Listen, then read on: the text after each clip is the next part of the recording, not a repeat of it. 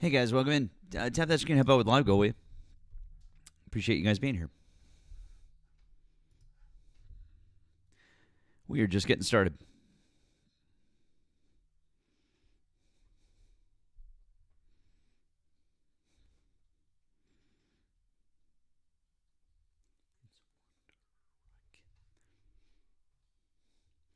Keegan, what's up?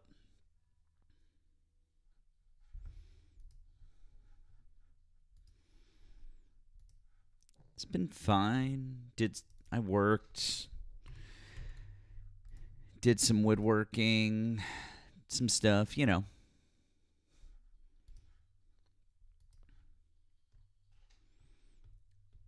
I know you did. I've played a Rush pinball machine. That's a cool machine, Mike.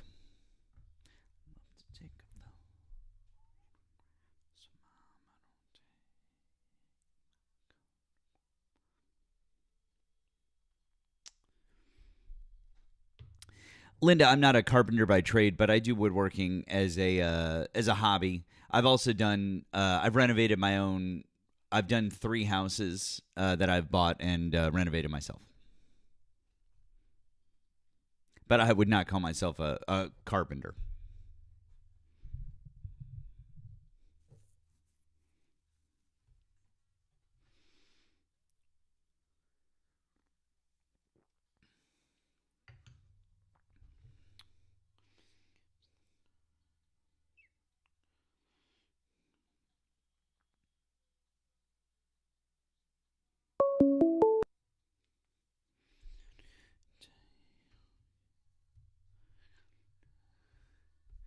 Another Sunday, Christine, just for you.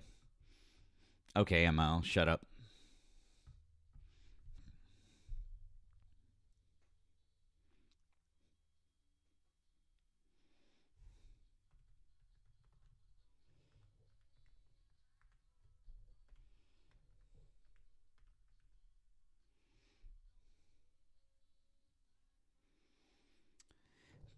Guys, tap the screen. How about live goal? We're going to get started here. If you voted for Donald Trump, if you're a Trump supporter currently, you can hop in the box and we can have a conversation. If you're over on the Tube or on Twitch, you're welcome to call in. That number is above my head. It's also pinned in the chat.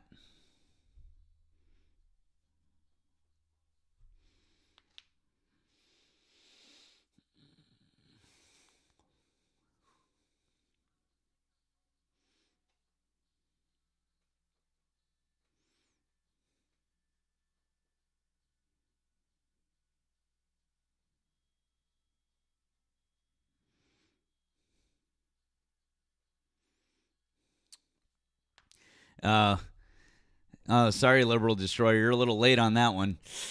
Oops. And that sucks. You're a few months late on that, like a year late on that. Ooh. Sorry. Hate to break it to you. All right, let's see here. Let me fix this live goal, and then we'll see what's up. I'm going to bring up my backup account. We'll see what's up in the box.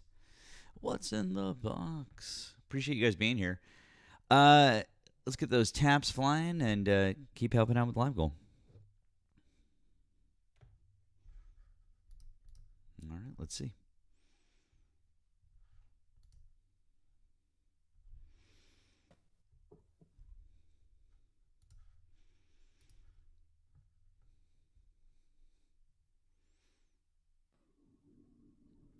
David, hi, are you a Trump supporter? Yes. Okay. How old are you and what state are you in? 37 Florida. Okay. Why do you still support Donald Trump? He's a good leader, but I did have a question because we both know Nemo, Why do you right? think that Donald Trump is a good leader right now? What policies is he implementing that makes him a good leader? It's just the stuff that he's achieved while in office. Like what? Like so far, so since he's been president since January of 2025, what has he achieved? Some big things, Like what? actually. Well, he's trying to bring back. No, Uh, not trying to. You said he's achieved. What has he achieved? are you okay, Matt? I just asked you a question. You said he's achieved some things, and Matt, then you are just you said going to start he's. yelling? You just said he's trying to do something. Is he trying to do something, or has he achieved things? He's trying. Oh, okay. So then that's not achievements. He's trying to do things. Whereas other presidents didn't. That's wrong, actually. Did Joe Biden pass 6 major pieces of legislation? Yes. How many major pieces of legislation has Donald Trump passed in both terms? Tax bill, and he passed the big beautiful bill. So basically passed the same thing twice. I think there's more in the big beautiful bill than just tax policy. Guys, other presidents try to do stuff, David. Are you okay? Oh, I was just making fun of you. Sorry. Did you not understand that? Are you an adult? How old are you? Yeah, David. Did you not Why are understand you that? acting like a 12-year-old? I'm so sorry. Do you not make fun of people all the time on this app? I'm so sorry. Do you not Oh, my understand? God. Are you a snowflake, David? Can you not handle it? You should probably go I somewhere can else. handle it. Well, then why are you whining like a little bitch, David? Go somewhere else if you can't handle it. My God, man, why are you such a little bitch? You're such a little snowflake. Go somewhere else if you can't handle it. Oh, my no, God. somebody mocked you a little bit. You can't handle it. Go somewhere Are else, you David. 12? No, I'm not. I'm just making fun of you. If you can't Where are handle you? it, then go somewhere else. Why are you crashing out, David? I'm not. You are. You're like, why are you 12? You're 12? Dude, calm down. It's fine. What I did want to ask you is, you said you had your own business, right? And you would hire Nemo. I'm so sorry. Why are we talking about me? My You would personal hire life. Nemo. I'm so sorry. My personal life is not Hire on display. Nemo. I know. Anyways, Nemo doesn't live here. I can't hire Don't Nemo. pay for him. I'm so sorry. Nemo doesn't live here. Pay I for can't hire Nemo. Anyways, you want to talk about Can't you Donald? pay- Anyways, buddy. The prompt above me doesn't say ask Matt about his personal life. Nemo? Why are you talking about Nemo? Why are you obsessed with Nemo? Well, Do you I want to fuck Nemo? Reason. Bud, Nemo's not even here. Is he doesn't- If you want to talk about Donald Trump, we can talk about Donald Trump, but stop crashing out about Nemo. Jesus Christ, dude. You need to calm the fuck down, David. Calm down. Take a breath. Take a You're breath. full of shit. David, take a breath. We're offering Take a breath, and you Davey. don't. David, take a breath. Take a breath now. Calm the fuck down. It's going to be all right. We're here to have a discussion about politics, not about my business. I know that upsets you. You talked I about know that upsets you, but calm the fuck down, David. You're crashing out, okay? Calm down. All right? You going to be all right? Or do I need to drop you? you're going to do that. All right, take a breath now. Okay, good boy. Anyways, as I was saying, Donald Trump, so he's only passed 2 major pieces of legislation, and those 2 major pieces of legislation were essentially the same thing over and over, like with some very slight differences, right? So essentially, when you say that presidents try to do things, but then they don't achieve things, you're just being factually incorrect, because in 4 years, Joe Biden was able to pass 6 major pieces of legislation, whereas Donald Trump in 5.5 years has only been able to pass 2, and those 2 things were basically the same thing. Why is that? Is he an ineffectual leader? Yeah, sure. Oh, Hey, why okay, don't cool. you So you wanna- concede that Donald Trump is an ineffectual leader, then why would you continue to support him? Oh, because it pisses you off. Oh, well, that's dumb. I mean, if you're going to vote for somebody just because it pisses somebody else off, then you're not helping Matt, yourself it does out. more than piss you off. Well, it's not really helping you out. Also, I don't give a fuck what you do. You live in Florida, Oh, which is a stupid you do. thing. No, see, I live in Massachusetts, and I really don't give a fuck what you're doing in Oh, Florida. Matt, but Trump's going to hurt you. Trump's not going to hurt me. Yes, Matt. Yes. Why are you? He's going to hurt you, buddy. Okay. Anyways, He's really why bad. would you He's a continue? bad orange. Why would you continue to vote? I'm asking you a legitimate question, David. Why are you? God, Matt. People that think opposite of what you think. Why is David? Oh my why is? God. Yeah, I don't have a problem with you thinking the Oh, you opposite of what don't? I do, but what I'm trying to You figure out is, don't, man? hey, David, what I'm trying to figure out is why you would continue to You vote don't for have- somebody that is not doing a good job. You just admitted that I Donald lied. Trump isn't doing a good job, so why would you Lied continue to about- vote for somebody who's not doing a good job? Matt, why did they Why lie would about? you continue to vote for somebody who's not doing a good job? Can't vote for him again, bud. I know, but why would you continue to vote for him? And why would you continue I can't to vote for him again. Oh my God. Why would you continue to vote for Matt. Republicans that are endorsed by Donald Trump that are doing the same things that Donald Trump is doing? How about that? Oh, so you concede that I can't vote for him anymore? Well, he thinks that you can vote for him again. Do you think that, Matt? He thinks you can vote for him again. You think that too, don't you, Do Matt? you think that you can vote for him again? I've already answered it. No, Matt. Okay, But so you you know that Donald Trump is lying to everybody when he says that he's going to run in trolling you, 2020, Matt. 28, right? No, he's trolling you, Matt, because it drives you crazy. Well, wait a second. Is he trolling, or has there actually been legislation introduced in Congress Oh, to Matt. try and get him to run again in 2028? Matt, I asked you a Matt. question. Oh, David, I'm so sorry. I'm asking you a direct question. Has there been legislation introduced, yes or no?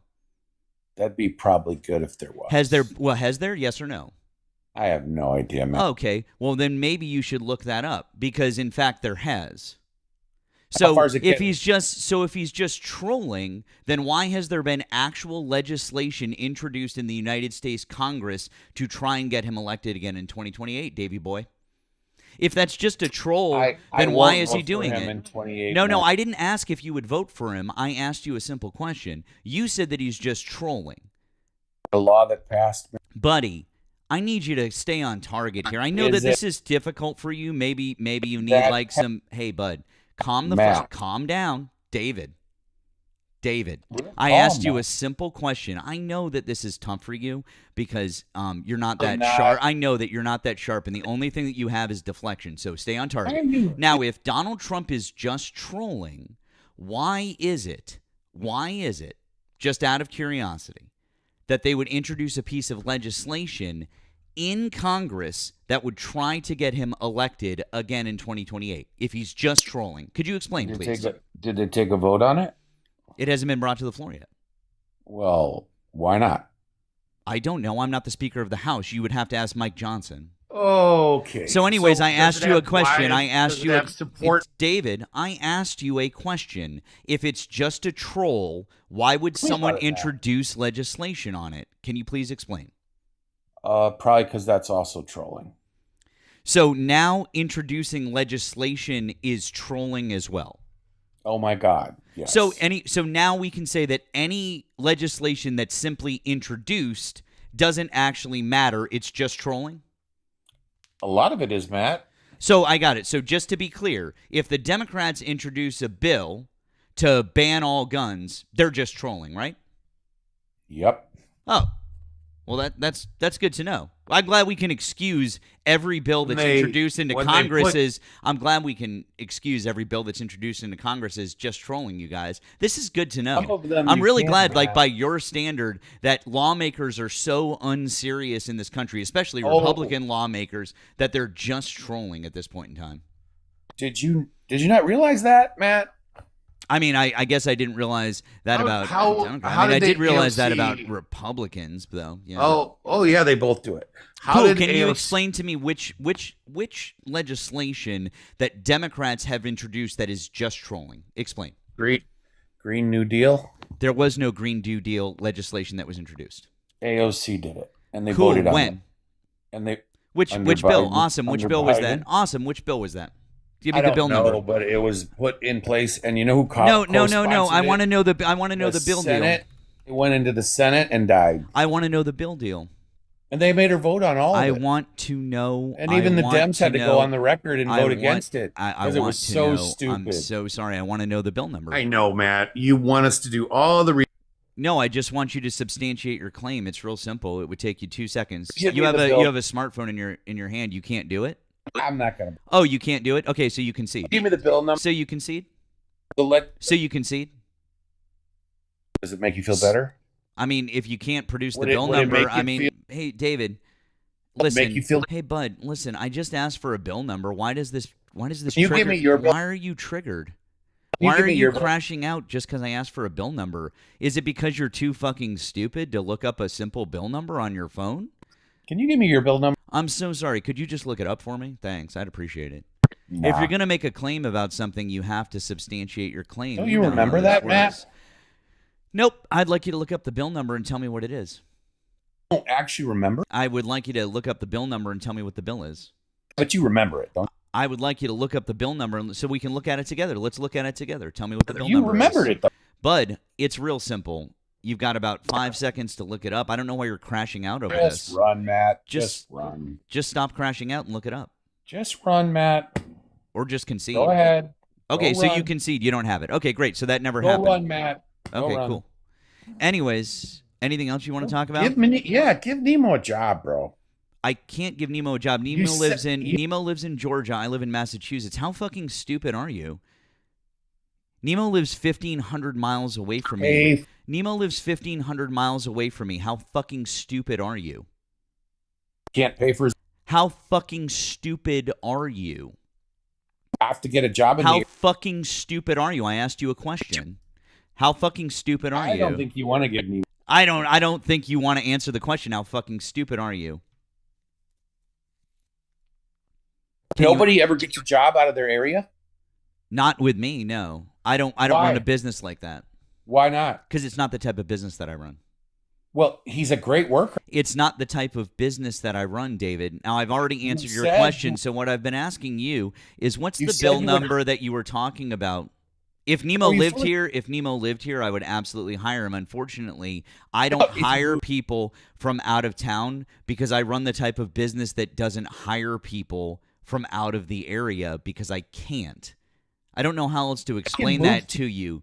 There are businesses that don't hire remote workers, and there are businesses that don't hire in people who live in other places. Even they don't move people here. There are businesses that can't afford to do that. Can't move. Have you ever heard of restaurants or bars or different businesses like that? They can't just afford to do that. That's not a thing. Anyways, I'm sorry that you're so stupid and that you've never done this before. You don't own a business and you've never. I'm so sorry that you don't. I'm so sorry that you don't. Also, Nemo's girlfriend who lives with him has a job in their area, and so she would then have to quit her job and then move. So also that would be a problem. Why are you so fucking stupid again? Why did you tell Nemo? I'm so sorry. Anyways, would you want to talk about Donald Trump, or did you just want to bitch and moan about Nemo because you've got a crush on him? Nemo. Why are you so obsessed with Nemo? He needs a job. Why are you so obsessed with Nemo? Give him a job. So get him a job, David.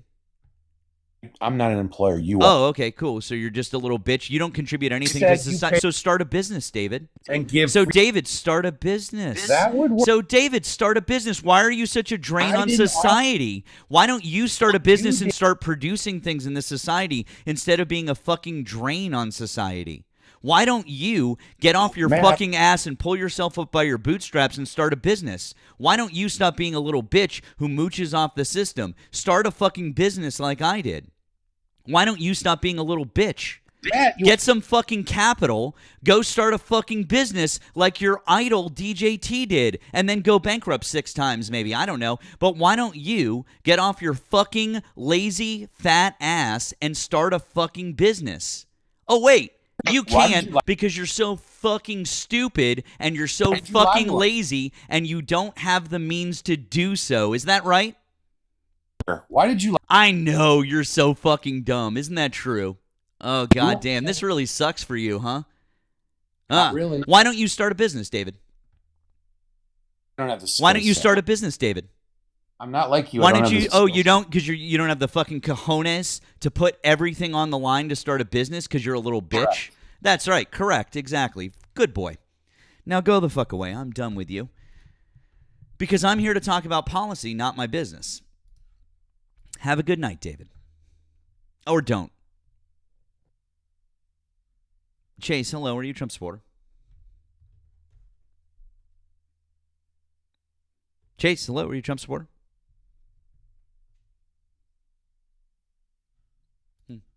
Okay. Guys, welcome in. We've got well over 600 people over here on TikTok. Glad you guys are here. We've got a bunch more over on the tube. We're hanging out.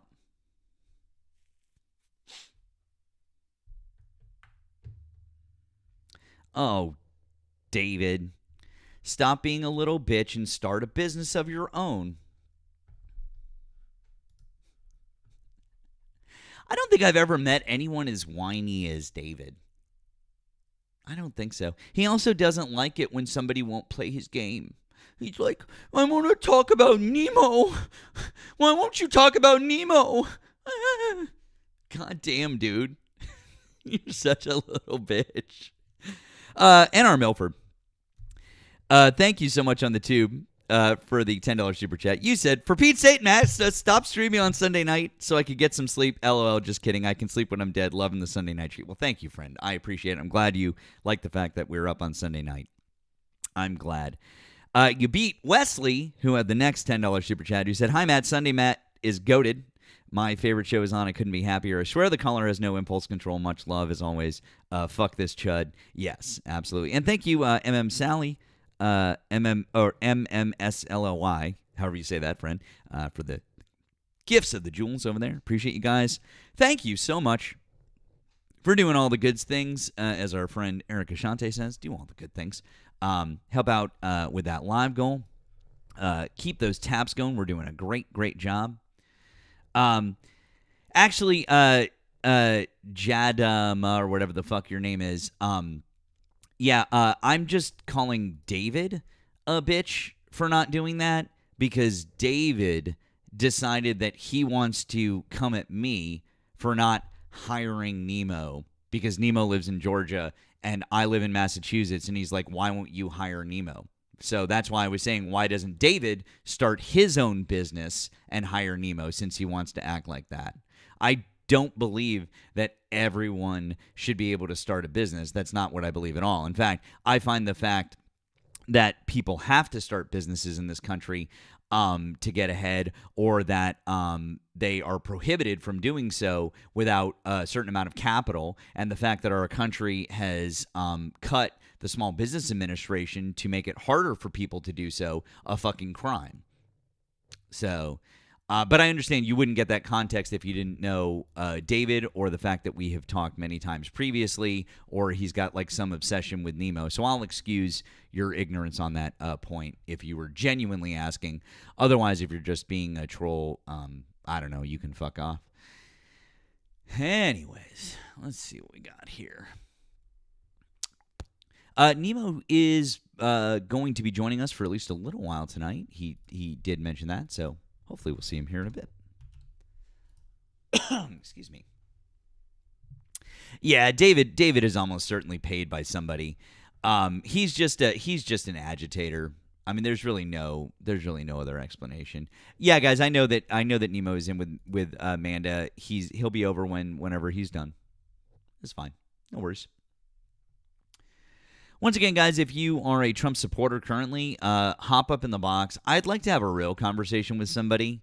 Not a well, Sean, thank you, friend. That was really kind of you. You knocked that shit right the fuck out. Thank you. Thank you to everybody who's been helping out. Yeah, cool. Let's pick something else. Let's see what do we got here. Oh, do this. This is cute. It's fun. Even though otters are little dicks, you know. Otters are little dicks. We'll do this. Yeah, it's fine. Oh, okay. Sean. Oh, that's a flex. Okay, thank you, Sean. And Jack and Piper's mom, I saw you in there too, but geez. Sean is trying to just flex on everybody, apparently. Okay. Deport Trump to North Korea. Well, I mean, he could hang out with his BFF. He could go hang out with his BFF, Kim Jong-un. I think he'd like it there. Honestly, I say more power to him going. Sean is out honoring everybody. That is true. There's the out honoring. W's for Sean. Let's see. Captain Jack, thank you with the money gun. You guys are being far too kind. It's very appreciated, but far too kind. Thank you, guys. Let's do some sunglasses. How about that? I like these. I don't know. I think they look cool. It's fun. I agreed, KL. I know, right? We had David up here. He's a fucking grown man acting like a child. So like I was saying before, if we could, actually have like a real conversation and not with somebody like David who just wants to like whine about Nemo for some reason or me. I don't know. Anyone like if we could have a real conversation, that'd be great. Also, you're more than welcome to call in on the phone line. That would be great. Okay, John, don't do that. There we go. He used to have a crush on one of your friends that does live. I don't know. David has claimed a bunch of different things. David has claimed to be gay. David has claimed like I don't even know anymore. Like who knows what's up with that guy? I am fairly certain that he is legitimately a paid agitator at this point because there's no way he could be real. So, all right, let's see here. Couple of different things. While I have you for a minute, exactly is whatever they pay him to be. Exactly, 100% for fucking sure. Let's see here. His entire personality is being disingenuous. That is actually a really good assessment of David. Thank you.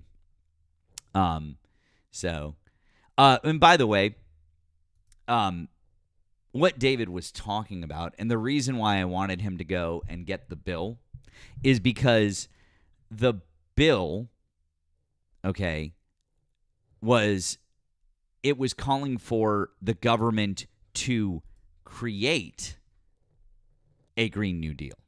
That's what it was for. It was calling for the bill to create a Green New Deal. It didn't necessarily do all of that work in its own. What it wanted to do was it just basically wanted to have some like some benchmarks and some different thing. Like it would have made sure that we were going to upgrade our power grids. We would have had some new emissions goals. They're just some basic things that would have made our lives better and the environment better. But that was why I wanted to go over it with him because the thing that he thought that it was, it wasn't. Which is funny. Also, he said that everybody had to vote on it, and he was lying about that too. It only got to subcommittee, and so no. See, that's why I wanted him to pull it up, and I knew that he wouldn't. Is because he knew that he was lying, which is typical David. And then as soon as he was cornered, he flipped out. That was fun. Anyways. All right, so there was something I wanted to show you guys here. Check this out. Well, two things. Here we go. So, number one.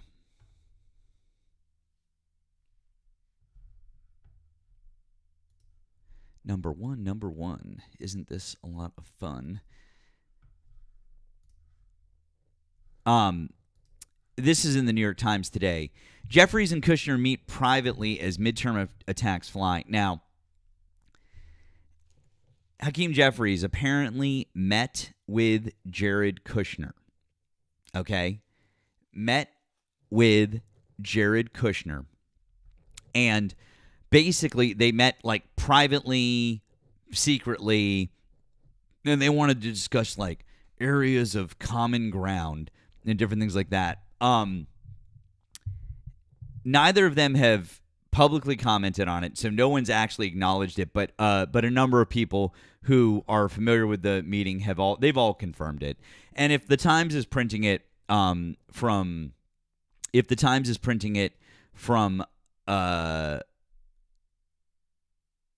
like this, they've got it from multiple sources.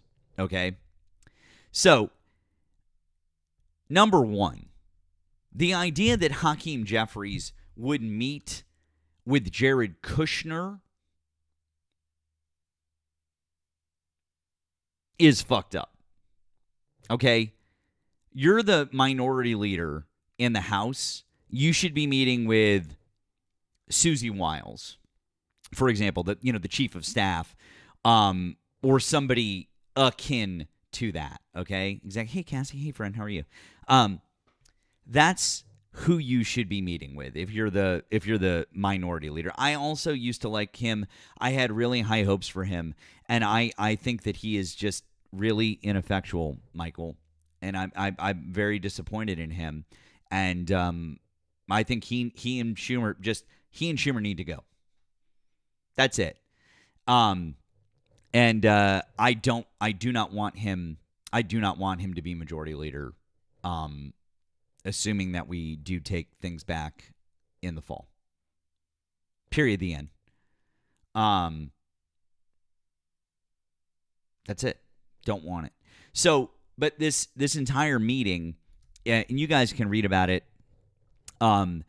They were trying to find like common ground. Where can we get common ground on different issues? And then Jeffries put out a statement. He said, in a statement, Jeffries did not acknowledge the meeting, but suggested the only way Democrats would cut deals with the administration would be if Republicans were willing to come their way on cost of living issues, his party's top priority. Quote, throughout this Congress, Republicans have adopted a my way or the highway approach to governing that has failed the American people. He added, in every conversation that we have with the Trump administration, we will continue to make it explicitly clear that the affordability crisis is not a hoax and nothing short of transformational policy change is acceptable. We are fighting for an affordable America. The question is whether Republicans will join us. Going behind everyone's back and meeting with Jared Kushner for this purpose is a terrible fucking look. Especially right after you're the guy who's like, well, I don't believe that we should do Medicare for all. No.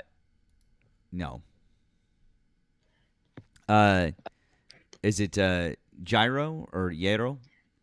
Nigger, What was that? I couldn't hear what you were saying. I'm so sorry. By the way, we do love the TikTok shop so much. The TikTok shop is absolutely amazing.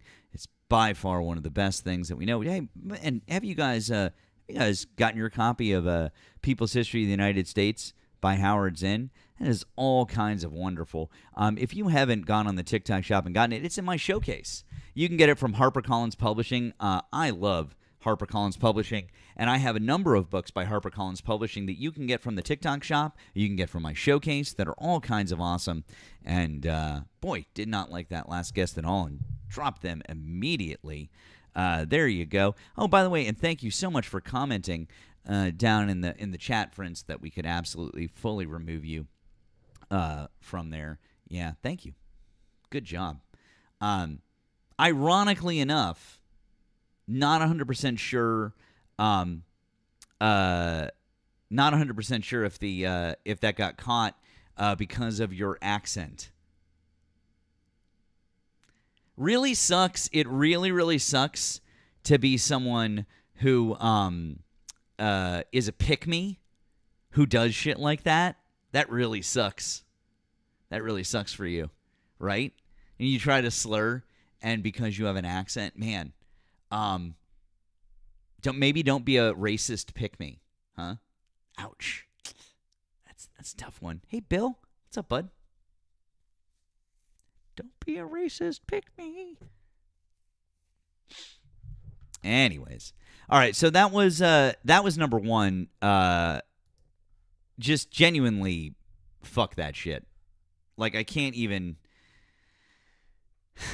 can't even begin to tell you guys how enraging that article was to me when I was reading it this morning in the Times. So, yeah. Fuck that. Let's see here. And then also, here we go. Here's another one. This came out today, and I am really glad that this article came out because this echoes something that we have talked about now multiple times. We've talked about this multiple times on this live. because a number of people, including our friend Mr. Melvin, has asked us. He's been like, "Hey, how about Ohio? How about Ohio?" We have a lot of friends, and I love that we've got this right here. Angry Ohio voters could turn their state purple again. A governor's race, a Senate contest, and enough congressional contests to swing control of the House are all in play in Ohio, where voters of all stripes express a deep sense of powerlessness. The article, I won't read the whole thing, but it basically goes into talk about the fact that residents are upset about data centers. They're upset about grocery prices. Farmers are upset about soybean and corn crops in Ohio. They're angry. They're mad. We've talked about it here numerous times, and so I'm really, really glad that what we've all said and the things that we're pointing out about Ohio is being picked up in this way. I'm not saying that we're the only people who are saying it, like, oh, we're the people who are saying it now. No. I mean, I understand that this is a known political thing, but this is really gaining steam. It's really gaining steam, and so I think that when it's acknowledged by the mainstream media in this way, I think it means something else. So, anyways, there's that. So, there you go. So, anyways, I would say check it out, give it a read. It's good stuff. It's one other thing. And then there's one other thing I wanted to show you guys.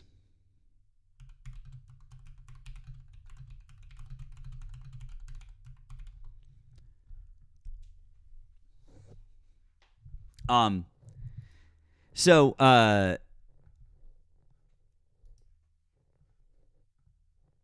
this is our friend Crystal sent this to me.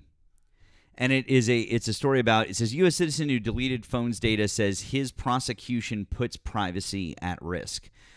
Samuel Tunick, who faces a felony charge for deleting his phone's data during an airport customs search, called the government's peering into private lives creepy. And so it's basically about this guy who had his phone searched. And so federal prosecutors, he gave over his phone with a passcode, but then he erased the contents of his phone when he did so. Now, federal prosecutors have charged him with obstruction of justice. I hate to break this to you guys.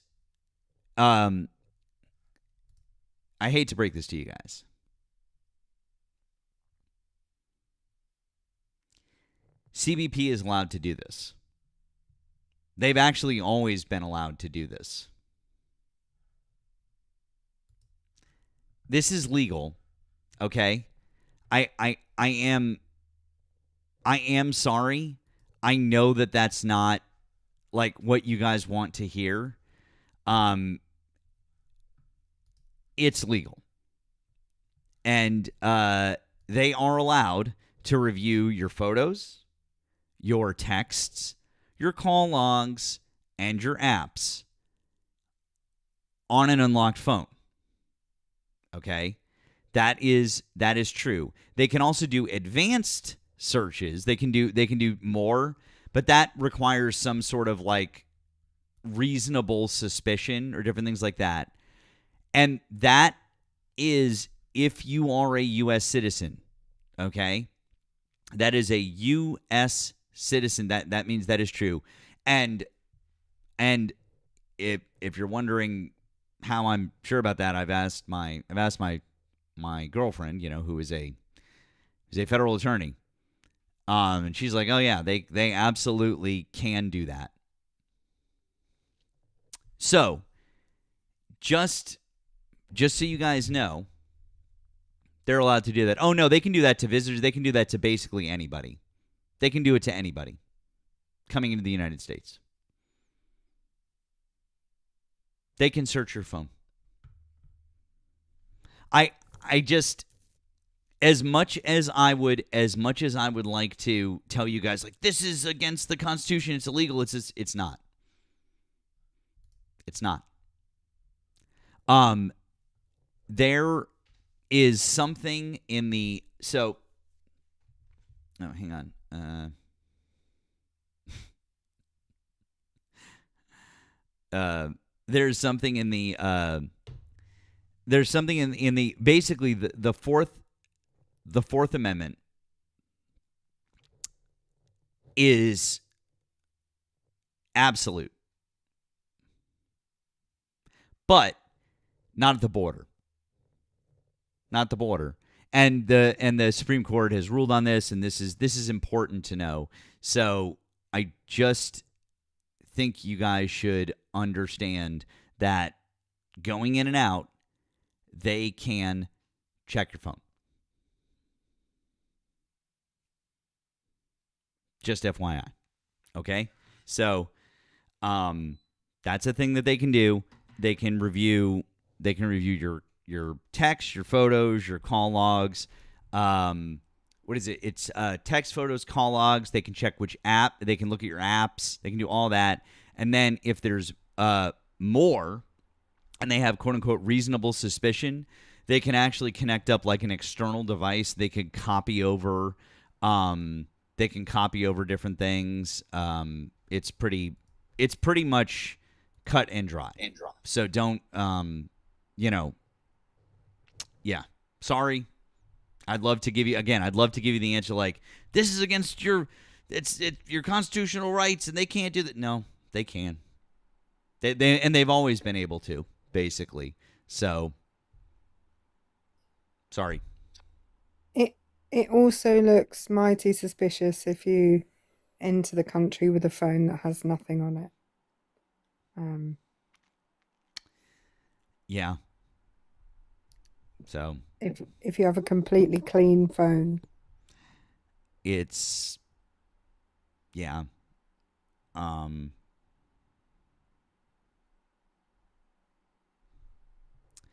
Yeah. Sorry.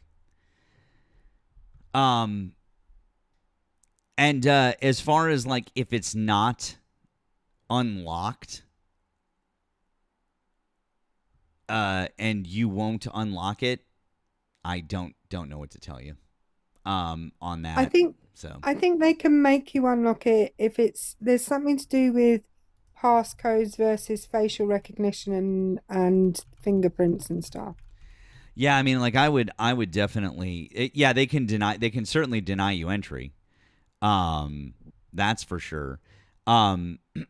They also can say, oh, well, we'll let you in, but we're confiscating your phone. And then they can try to, get the data off of it or whatever. Like they can make your life real fucking annoying. I'm pretty sure that they can do that. I can double check the details on that, but yeah, like, yeah. I again, guys, I'm sorry. Like that's absolutely true. Because I want to be clear, if you're not a U.S. citizen, they could deny you entry.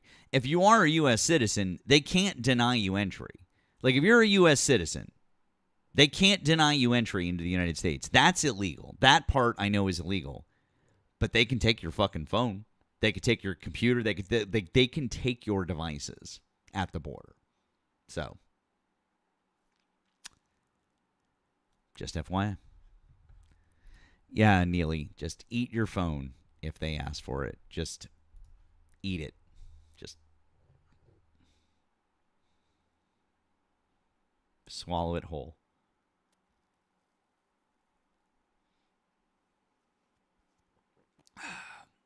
My mouth is not large enough for that shit.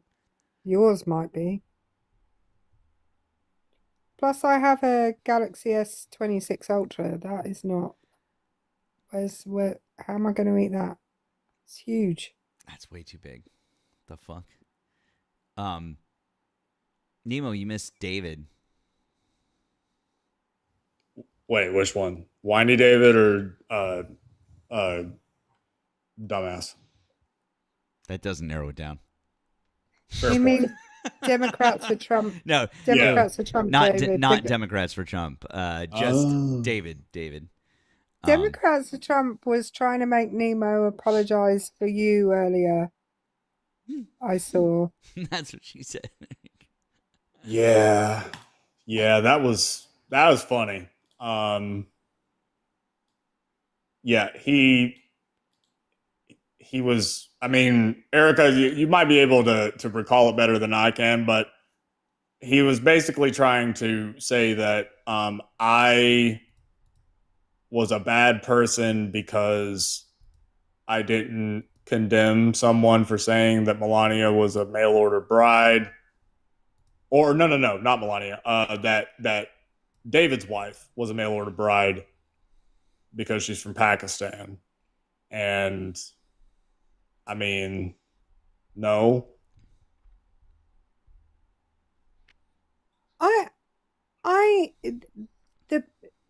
Okay. I don't think that I believe David 100% when he says he met his wife in the United States and she was already living there. I believe him when he says that. And I don't think there's anything wrong with marrying someone from abroad. However, he tokenizes his wife at every possible opportunity and then gets upset when other people say things about that. Mm-hmm. Yeah. So he basically, like, it was one of those violins. Oh, well, why won't you just say that it was wrong? And I told him, dude, one, I'm not going. You're not going to get me to shit on Matt. Number two, thanks. I don't care, David. You haven't really earned it. Like, you're a shit person. And he said, well, how? And then we walked through all the ways that he was a shit person. Not least of which was he did a Yahtzee salute and said the N word on a live. And then he tried to explain how that wasn't a problem, that, there was context to it or something. Wait a second. So, Hold on. He did both. I didn't know that he did both of those things. Are you for fucking real? I don't Yeah. think he did them both at the same time. I didn't. I mean, I wasn't gonna say he did them both at the same time, but holy shit. yeah. He also did well, what about the context? What about the context? And then he said AOC's done it, so and so's done it, so and so's done it. And Nemo said, what about the context? And he was no longer interested in context because it wasn't anything to do with him. Just speaking of context, just so everybody knows exactly what was said. Here you go. Hey, Democrats. Also, I can't with the fucking Piano music. music. I can't with the fucking music. But here you go. Hey, these two racist leftists, talk about me all you want. I could surely talk about you. There's plenty of subject matter. But I just want to show you how the left is totally racist and talk about people's immigrant wife. Immigrant? Because they're racist, nasty people. Truly, that's where their heart is. Watch this. He had to mail order a bride? Oh, I need to hear that story. That's amazing. Democrats for Trump. He if I remember correctly, it's been a while since I last talked to him. I think his wife is Pakistani. Mail order bride. Ooh, bad look, dude. Bad look. Trump mail ordered his too. Huh? You guys are truly. That's the entire thing that we said. That's it. And And it wasn't even either of you that brought that up. It was somebody in the It comments. was someone in the comments, and I was just like reading You the were reading a comments. I was comment. reading a comment.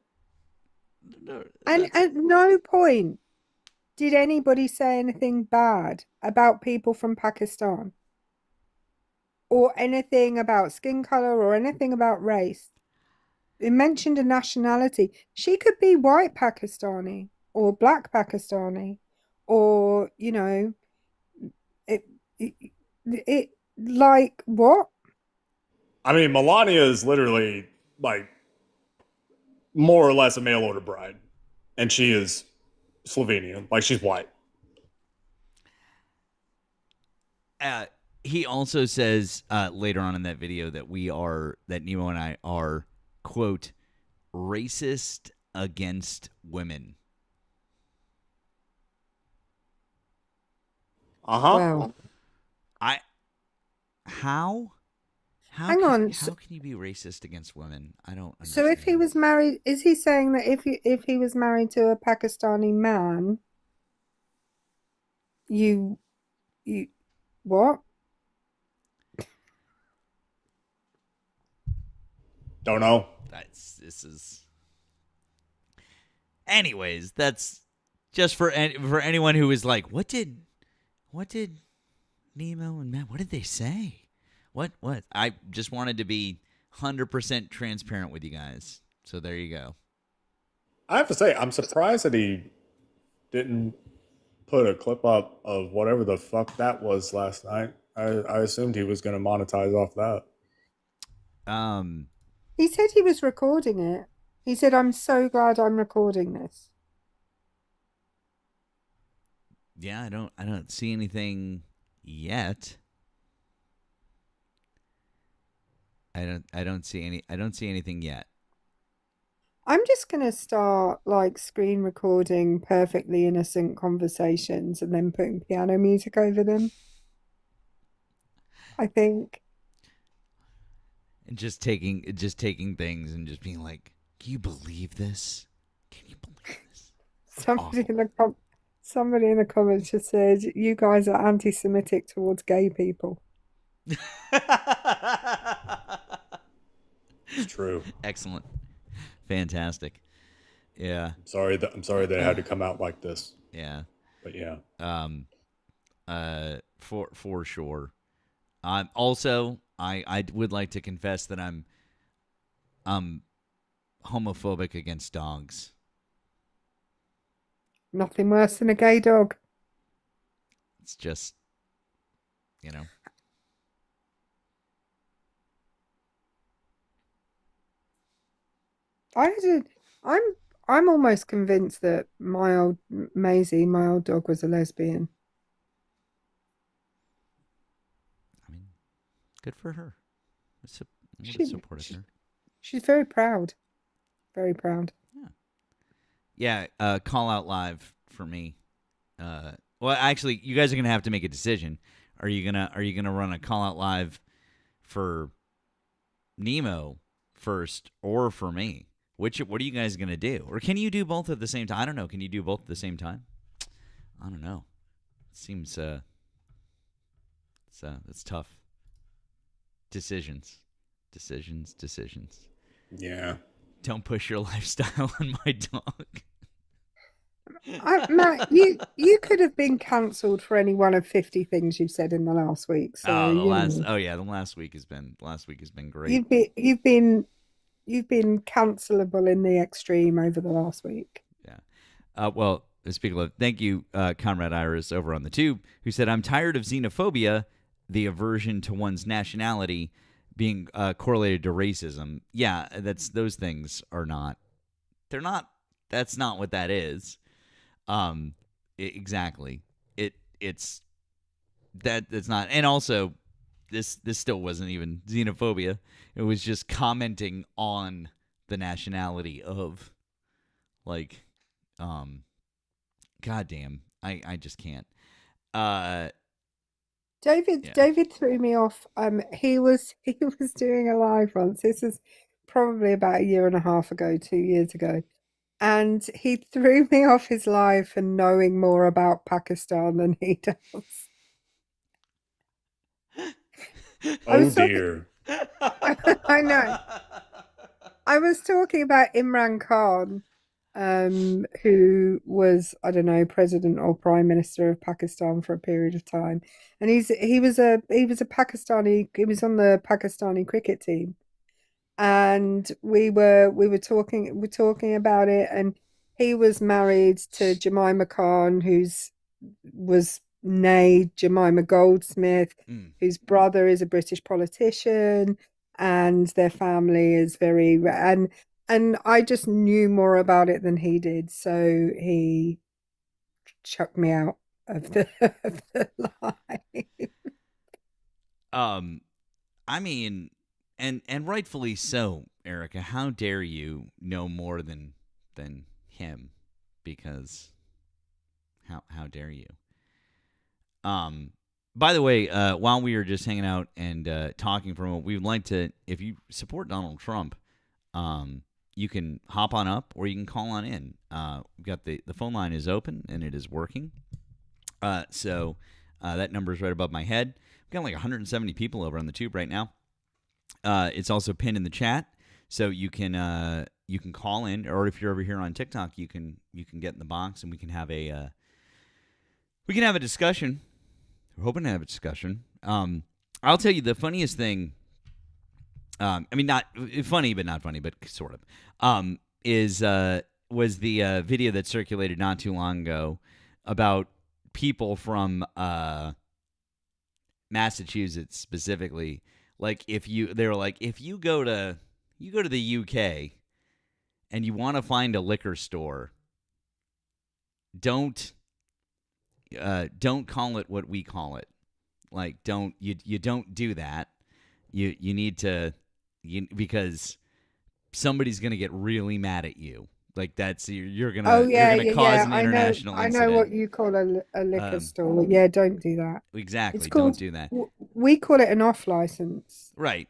And I mean, and actually that makes sense because here that is because that's a in fact liquor licenses they will call them an offsite license. That's actually like an official like government term, but liquor stores in Massachusetts are called package stores, and then we shorten them. And Yeah, we yeah, have, yeah. and so Don't that's do what that. it- but- Don't Oh do that. dear. right, because here that has zero meaning. There's nothing that means nothing. But Oh man. but like yeah, because that means it means nothing. It's just a shortened form of package store. But I was like, that is actually really good. Like somebody from here who would never travel like could be completely fucking unaware of that and be like I want to get some. Where's the packy? Where is it? You know, it'd be like, and somebody would be like, Well, you know what's worse than that? So here, um, like the little corner store in your neighborhood that sells like anything that you can possibly, need to buy in an emergency, and also sells like liquor and all of that stuff. They were when South Asian people like really started coming to the UK, which is in the 1950s, 1960s. mm-hmm. A lot, yeah, like a bodega. We wouldn't call it a bodega here, but yeah.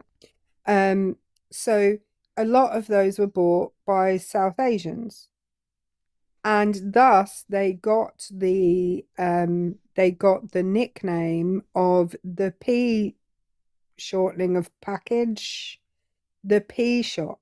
Mm. I'm going to the P shop to get a whatever. So even if you said the word store after it, that would not be any better because that already has like a connotation. Yeah, that would be it. I totally get it. It would just be all around bad. That's why I think that is one of those things. It's like a really like that's not just a. But I feel like that's not just a minor faux pas type thing. That's a like international incident type thing. Like so yeah, don't yeah for all my friends from Massachusetts who go to the packy for liquor and it's just because it's a package store. That's fine here. It does not mean the same thing there. So now you know. Knowing is half the battle. Well, Go do I it. would also uh, say in the opposite way, British people going to the United States call a cigarette a cigarette. Don't call it the other thing. No, please don't. That was It's a one of those culture shock things when I first when I first met my ex. Obviously, she used English vernacular, and so like we're just sitting there talking, and she was in the U.S. at the time, so we're just sitting there talking, and she smoked it, like I smoked at the time, and she just like casually said it, and I was like, "What?" And she said it again. I was like, "What are you talking about? Gay people? Like what are you talking about?" And then she had to explain it to me. I said, "Oh, okay, especially don't ask if you can bum one, yeah." because that would be even worse. The other thing is that for whatever reason, Americans, the fanny has it's inverse here. So in the U.S., a fanny pack that's like a bag that you wear, and like a fanny is like your butt, right? It is not that in the UK. It is the opposite It's your front bottom. for a woman Yeah, specifically. yeah, Oh, yeah. It's your in front, not your behind. oh. And notably, they also have fanny packs there. They call them bum bags.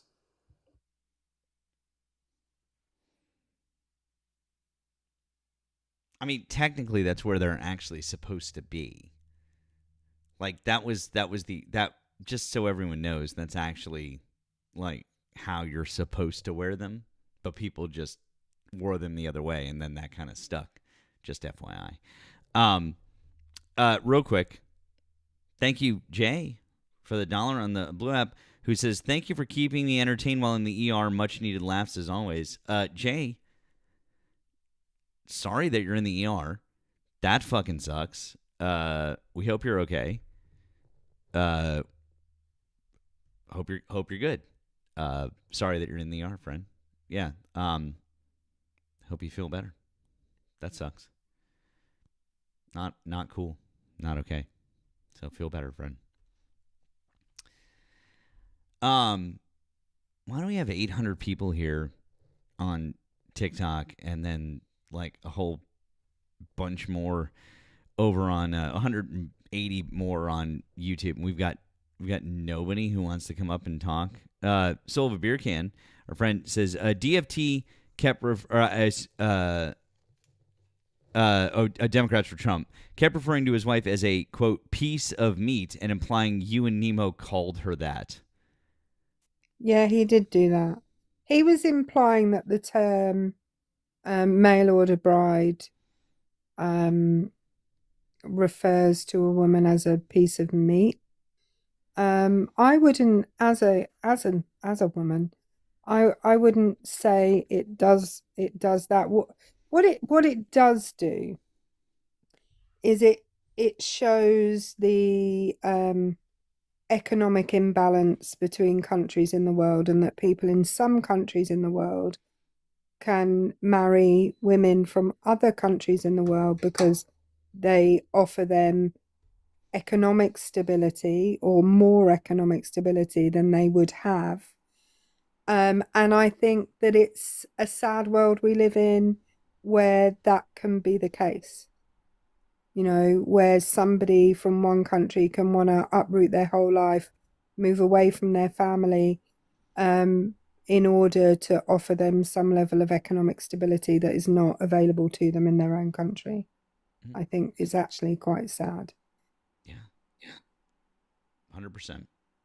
It absolutely is. But that would require some thought and a nuanced take, Erika. And I'm sure that David is very much up for a conversation such as that. I'm sure that we could absolutely do that. Oh, what I can say about watching that conversation is that I have never heard someone pivot so much and then accuse everybody else of pivoting. Nemo, they were talking about Nemo and Guerrilla Radio were talking about nuclear power and how clean and efficient it was now. And we in were the having middle of we were having a good discussion. There was no it was yelling. We were agreeing. It was Sure. good. Yeah. it was a really good discussion. And then David, just in the middle of it, went, "What about data centers?" Because he didn't know anything about nuclear power. So he had to then introduce something that he thought he knew something about, because he couldn't bear that there was a good conversation going on that he couldn't be a part of. So he had to just shout something into the middle of it that was nothing to do with what was being talked about. Oh, Nemo, did you see the message I sent you about? He said he at one point he made this comment which was about Elon Musk putting 1 million data centers in space. And then he said this thing. He said the government would regulate them, so they had closed water systems. And I was like, what the fuck? What? You would need a closed water system in space where there is no water? What are you... What? Yeah. I mean, 1 million data centers. Also, like, dude, I don't think I don't think that there are 1 million data centers in the United States. Out of all data centers over all years since computing started, I don't think there are 1 million data centers here. To like, what really gave me perspective on just like how insanely big 1 million is. Do you think that there are 1 million McDonald's locations in America? Like Mickey No. D's, maybe Starbucks, like something that it's on every fucking corner. It's in every town, all that stuff. Do you think there are 1 million? Yeah, I mean, in the back of your head, if you don't think about it for too long, you might be like, oh yeah, like they're just everywhere or whatever. Worldwide, I think that there are 30,000 locations worldwide. Okay, Nemo, you're a little shy, but not by much. 41,800. So round up, we'll call it 42,000. That's it. There's not even 50,000 McDonald's worldwide.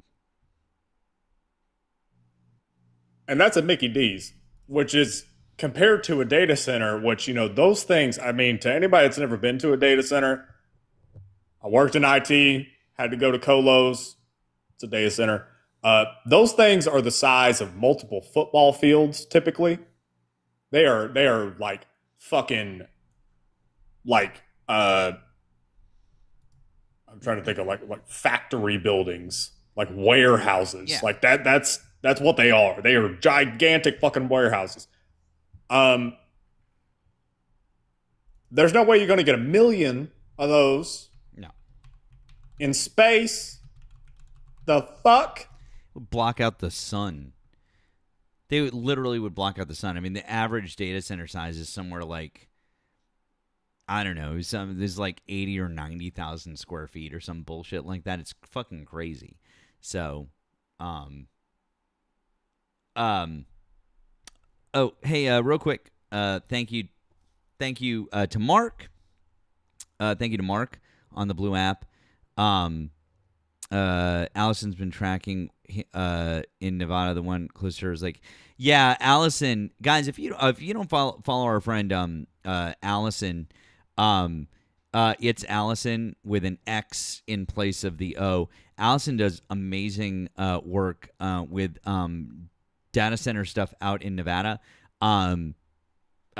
She's awesome. Would strongly recommend it. She knows more about data center stuff than like I think most people, at least that I am mutuals with on this app, like she knows a fuck ton. I would strongly recommend. I'll put her I can put her app her at down in the chat, but she's fucking great. You guys should absolutely be following her. Also, she's like super smart and very cool. Real quick, thank you to Mark on the Blue app, who said, read chapter 1 of Zinn. I knew Columbus was an ass, but it's hard to digest how utterly brutal he, John Winthrop, etc. were to the Arawak and the Iroquois and the other Indian mound builders, etc.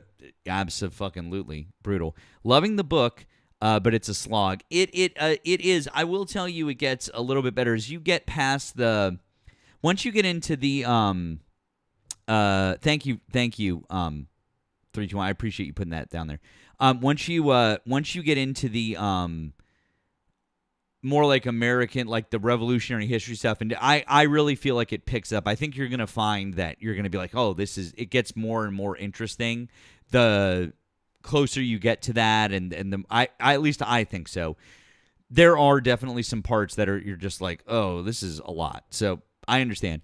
Also said, by the way, picked it up at a local 3-prong spear shop on Newbury Street. You're talking about Trident. I fucking love Trident. I've bought many a book at Trident bookstore over on Newbury Street. Fuck yeah.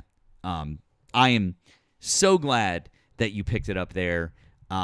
Anyone in the Boston area, Trident is fucking great. W's to you, Mark, for picking it up there and supporting one of our great local booksellers. Hello. Hey, Joey. Yes, good nachos to you as well. All of the cheese to you, friend. When you just said that about the Revolutionary War, Yeah. I was thinking about the conversation we had the other day about mutton chops. Wait, about what? Mutton chops. Oh. Oh God. Oh. I don't want to. Yeah. We. No. You could just put up the picture and ask who it reminds everybody of. This wasn't it was the Civil War though, wasn't it? It was the Civil War. I'm telling you, part of a reenactment group, 100%. We were talking about somebody who their facial hair and everything, but we were convinced that they are a Civil War reenactor. That's all. I'll just leave it at they're a right-wing personality, and I'll let you guys decide who you think it is. You like that, Nemo? Yeah. See? Yeah. Right. Eric, it was I. That's all the credit to Erika on that one. She even sent a follow-up picture, and I was like, that was the first picture that I came up with. When I googled Colonel in the Civil War, and that was the first picture that came up on Google. It was pretty great. Yeah. Anyways, no, I'm not gonna do it. I'm sorry, guys. I'm not gonna do it. Not gonna do it. I can't say I've ever had the desire to be a Civil War reenactor, like at all.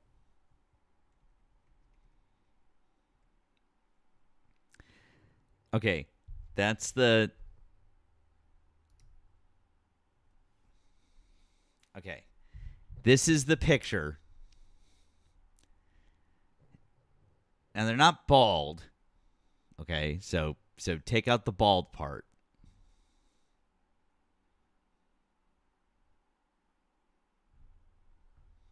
Okay. No. So you didn't do it, Matt. I did it, so it's fine. And nothing I say or do matters because I'm British. So, and I don't have a say. I'll tell you what. I'm gonna say it in the Discord. So if you're not in the Discord, you're gonna miss out. But this is why you should be. This is why you should be in the Discord. Okay? So there you go. I'm gonna say it. I'm gonna say it in the Discord. There you go. You're just gonna have to.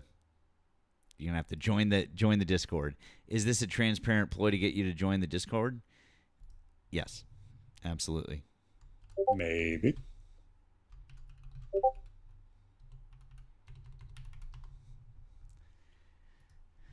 There you go. Mark, you said, did I jump down at the right time? Holy shit. Oh, did it get bad after I left? Dude, I swear to God, when I told you that I was heading here, I was like it was the okay, Nemo's about to hop down, and then it turned into, hey, everybody has a question for Nemo before he goes. It'll be real fucking fast, and it was just for another 30 minutes. Well, that's okay. It was fine because actually it was better because David was here. And the only thing that David wanted to talk about was, why don't you give Nemo a job? And I wouldn't engage with that. And he was getting really mad that I wouldn't engage with that whole thing. And so it actually was probably better that for a little bit that you weren't here just for that little bit, because I was like, this is great. Because I'm like, what the fuck? Like, why are you so, like, what's wrong with you? Why are you so obsessed? Like, what's wrong? Yeah, it was great actually. And I'm not gonna lie, I Darvoed him. Oh, really? It was great.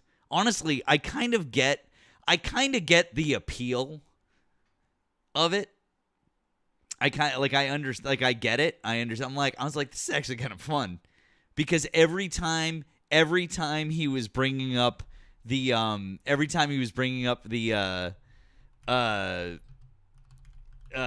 the whole whatever the thing, he's like, why don't you give Nemo a job? I was like, oh, I'm just gonna throw all this back on you. I was just like, this is great. This is easy.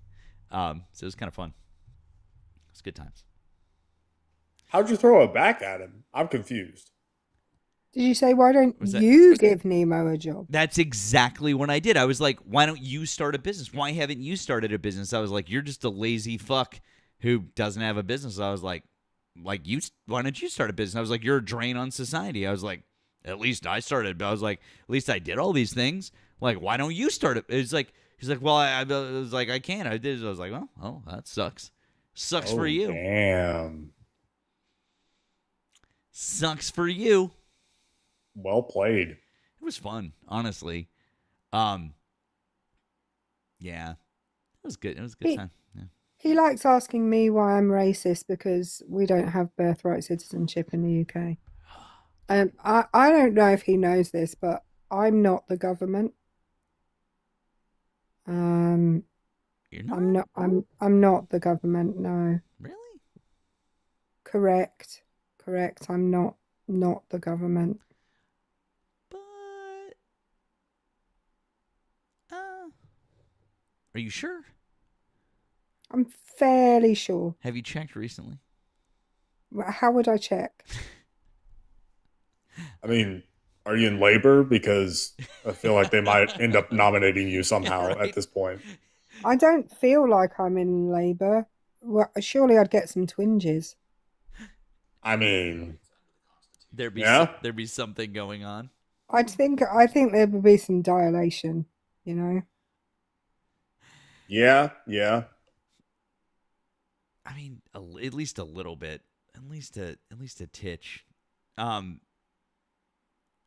is that? Oh, yeah, I know, Neely. Right, I know it almost deserved a rim shot.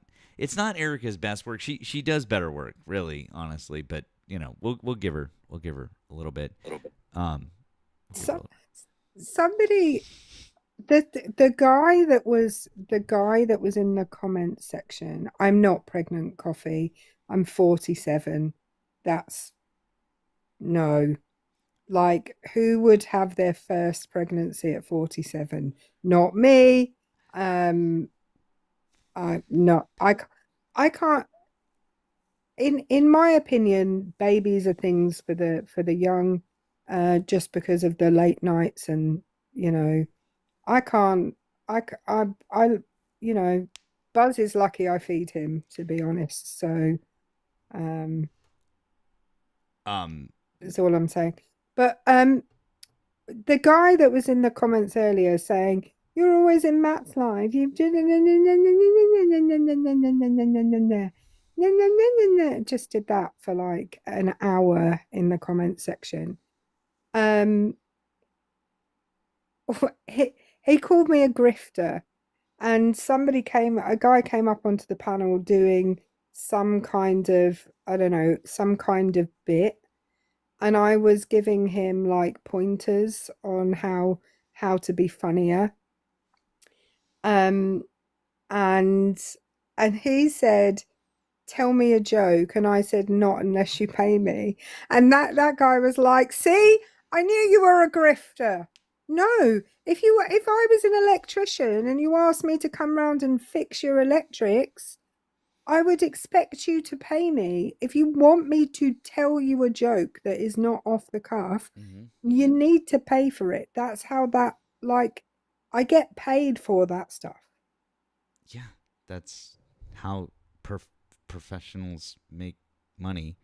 Real quick, thank you on the tube. Wesley says, "Here I was assuming Erika was prime minister." I mean, well, it could be the next one. Who knows? Still plenty of time. Yeah.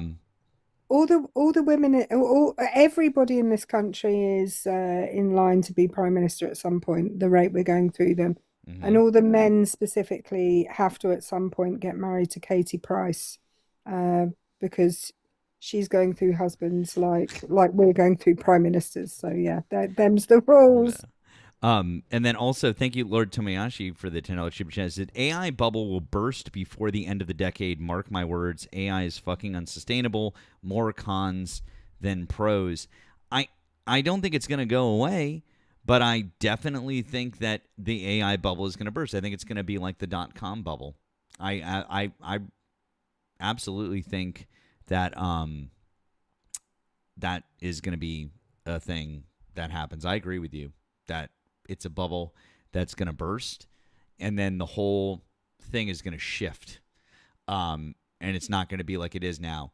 The backlash that is happening against AI data centers is really, really big. Also, Nemo, I showed this earlier, and you may not have seen this because this was today in the New York Times, but this is really I was really encouraged by this. Angry Ohio voters could turn their state purple again. It's an entire article basically talking about all the stuff that we talk about how all of the things that they're upset with, all of the things that they, that they dislike, all of the, like grocery prices and data centers and the soybean and the corn farmers and the et cetera, et cetera, et cetera, and talking about how Ohio may be a real bellwether for other states because it's looking like things are turning the other way, and it's becoming a purple state again. So I thought that was a good article. So, and I hope so, man. At least, like I said, I felt encouraged because of the fact that the Times, ran a whole thing about it. Also, did you see the Jeffries secret meeting with Kushner? I saw that. Yeah. Did you see Mike Johnson's reaction to that? No. What did he say? Oh, it's fucking awesome. It was in real time on live TV. Oh my God, I can't wait. Let's see.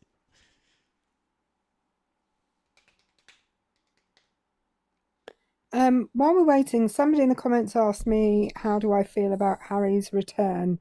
My answer to that is couldn't give a fuck. Don't care about the royal family. Couldn't give a fuck. We already talked about this on Friday, and Erika's response was wholly disappointing, I have to tell you guys. I'm not a royalist. I let's keep them for the tourism, but I really don't care.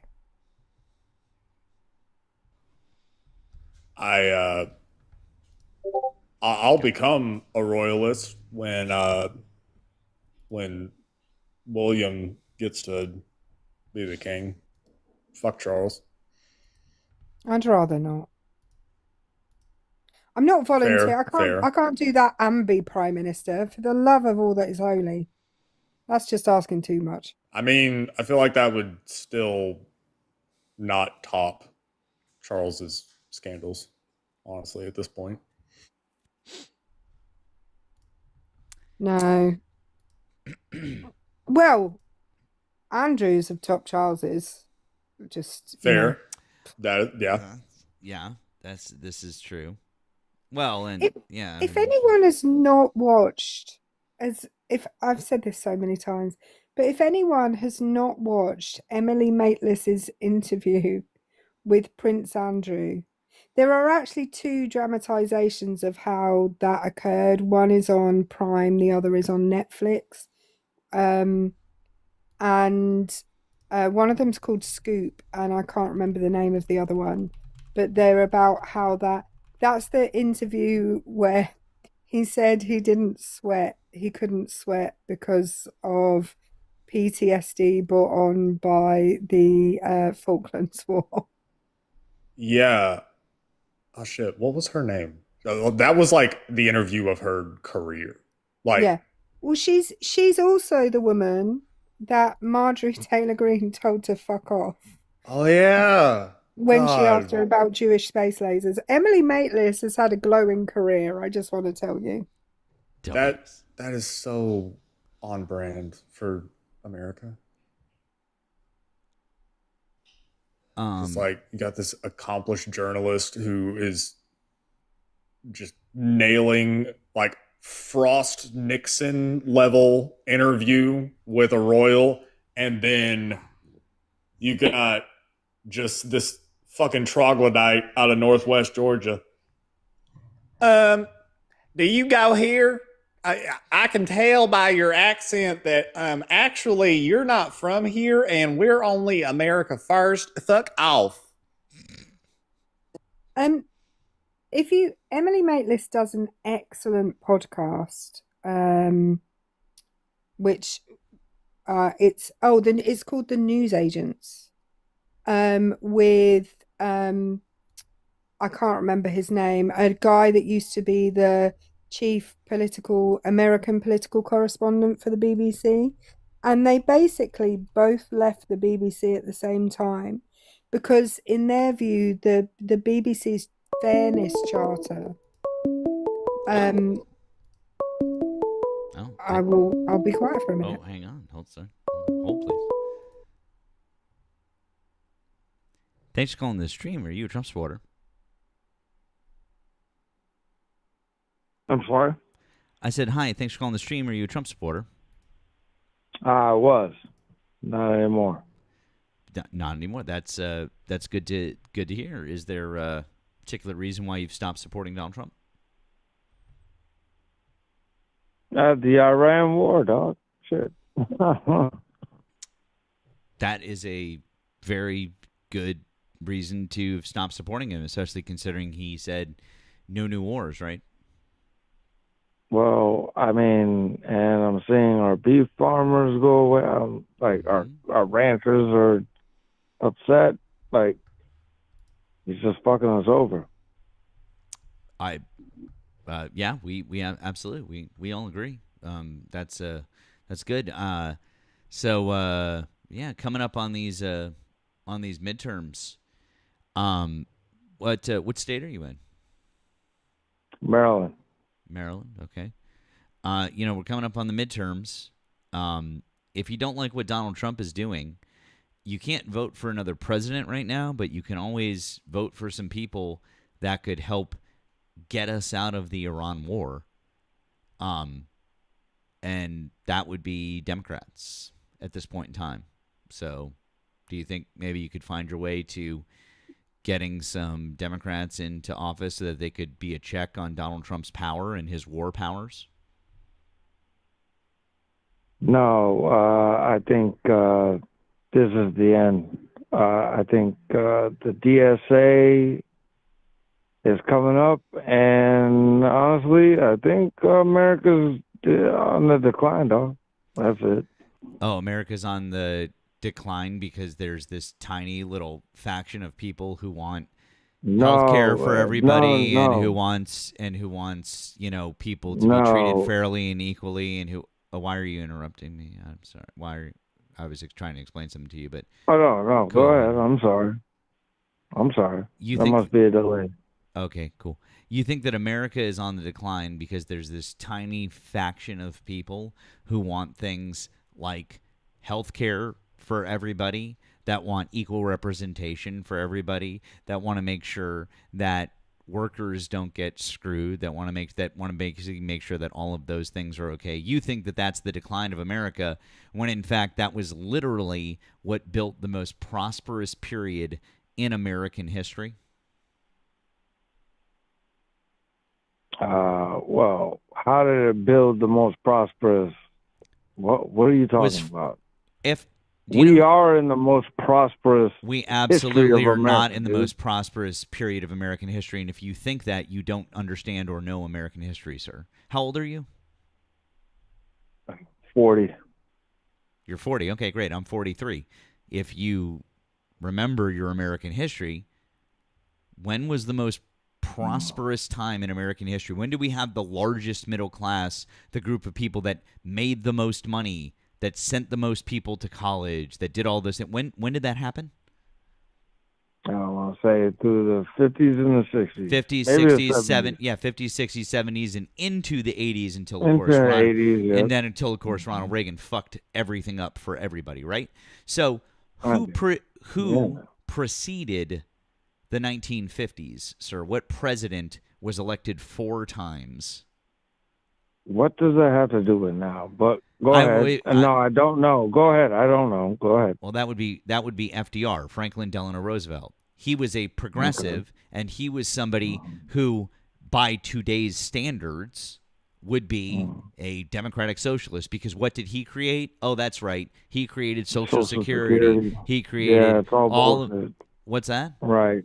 So this country just keeps creating money out of nowhere, right? That's not what Social Security is. That's not, number one. That's not what Social Security is. Social Security isn't money out of nowhere. What they did was they also created the No, it's not. You don't understand what Social Security is. He also created the Okay, FDI. well then Cool. He also explain it. created the FDIC. What is the FDIC?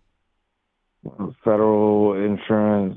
It's for the It makes banks sure to that- it have. makes oh my sure God, we that- got insurance, right? Because they didn't want runs, dog. Like It makes right? sure that if a bank fails, that you 'cause don't our lose all of your currency, money. That paper that they print is not backed by anything, right? I can't go to the bank and say, hey, can I get all the oil? Can I get the OPEC for this dollar? Like, no, dog. That's not how it Because works, right? that's not how our currency works. That's not how it's worked No, for a that's very how it long runs time. right now.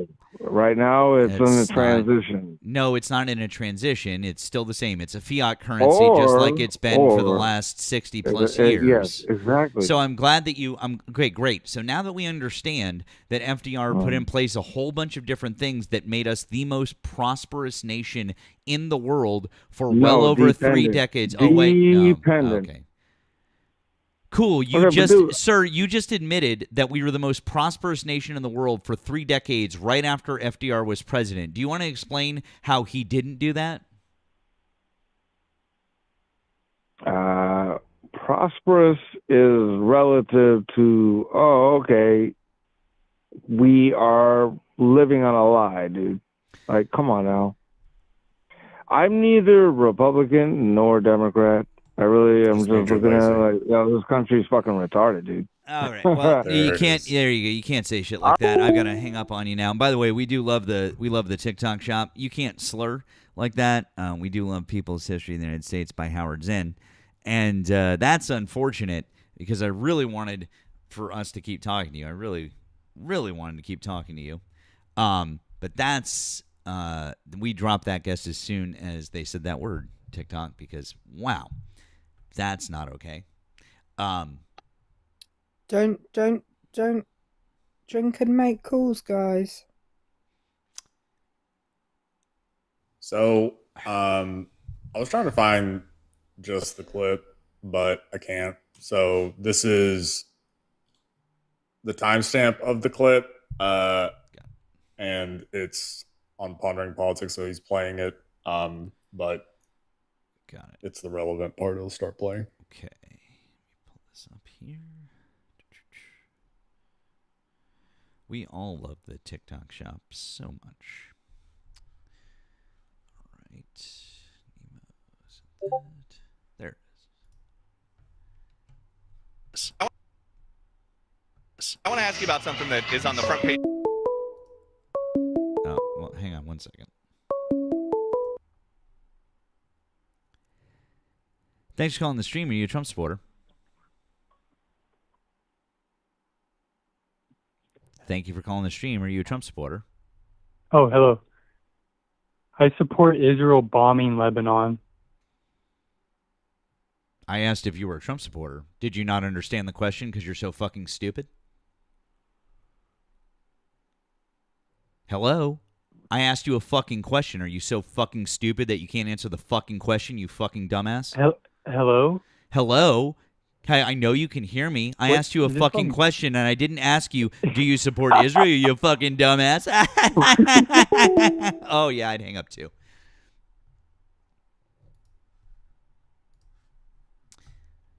It's not my fault that you're too stupid to answer a simple question. New York Times website today. We printed it out.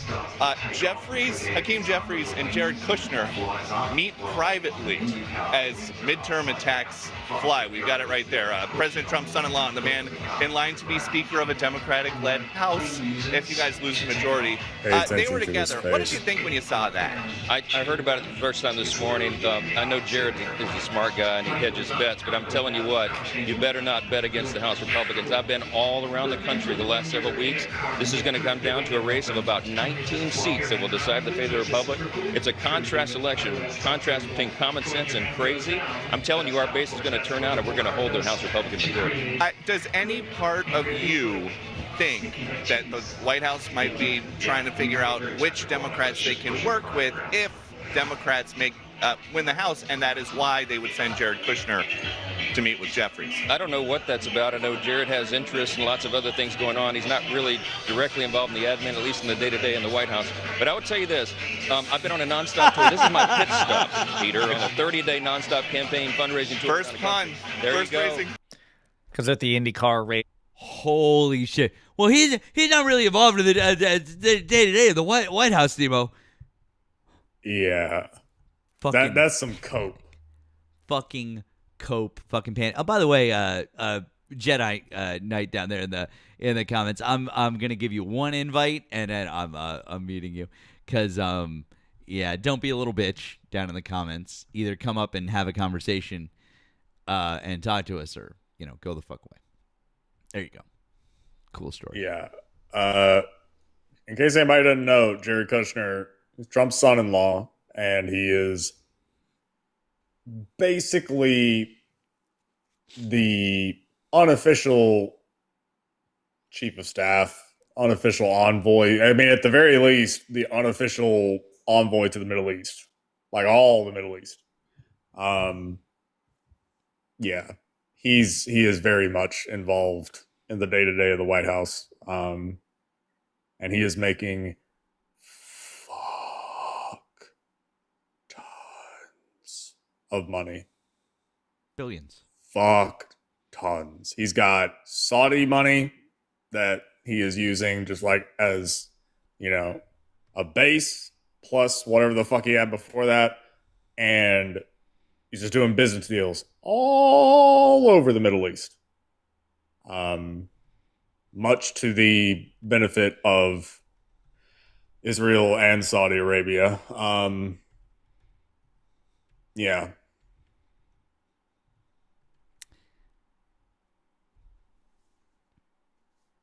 Yeah. But tell me more about Hunter Biden and Burisma. Tell me more about the absolute abject corruption, just the pure, bold-faced, just flagrant perversion of our financial system and business ethics that was Hunter Biden on the board of Burisma. Like, tell me more about how, worst case, Hunter made $40 million. Meanwhile, Jared's clearing billions. Billions. Literally billions of dollars. But, here we are.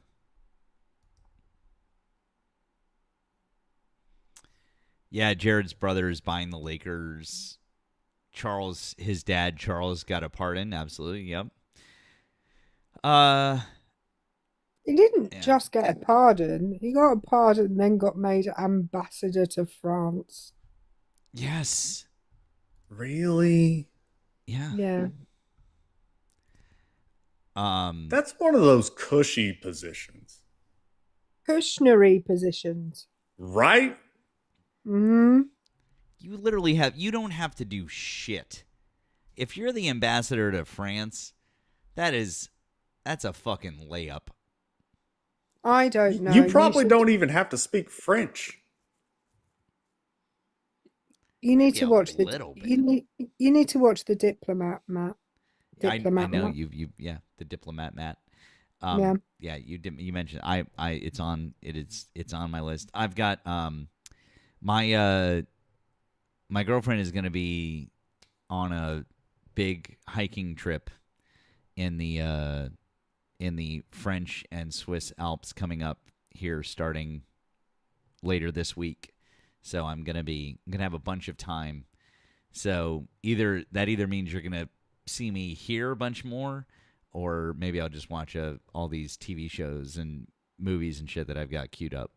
So Matt's gonna watch the 5,000 recommendations I've made for him to watch stuff. I do have a lot. So I definitely, like when you said The Diplomat, and this is because of sleep deprivation, I definitely thought you were talking about a movie that has Pierce Brosnan, Jackie Chan, and that's really the only two that I can think of. Called The Foreigner. Oh yeah, where something happened to Jackie Chan's daughter and he goes and beats up Pierce Brosnan. Yeah, I've seen Yeah, that. yeah. Now, here's the thing. That summary might make you think, oh, well, that sounds kind of dumb. I actually really love that movie, mostly because it's like IRA stuff. It has to do with like the IRA. It's pretty cool. It's pretty cool. Do you like Patriot games as well for the same reason? I think it's or is it Clear and Present Danger? It's one of those two. I mean, that is- I like both of those movies and both of those books as well. I read the books first. I remember that I was a big when I was younger. I was a big fan of books like that and those. I read a lot. I know you're probably shocked, but I was very into that shit. I think it's Patriot. I think it is Patriot Games, the one that has Sean Bean in with the IRA stuff. Yeah, there we go. Somebody in the comments has confirmed. No, The Diplomat is the woman who's in The Americans. I don't know what Kerry something. I don't know her last name. But the woman, the Americans, the spy thing. Yeah. I love that show. It's one of my favorite shows. Yeah, I love that. Kerry, there we go. Kerry Russell, yeah. And she plays a woman who's been in the diplomatic service for years and years and years and years and years. And she's worked her way up to becoming the ambassador, but she wants to be like the ambassador to somewhere kind of gritty.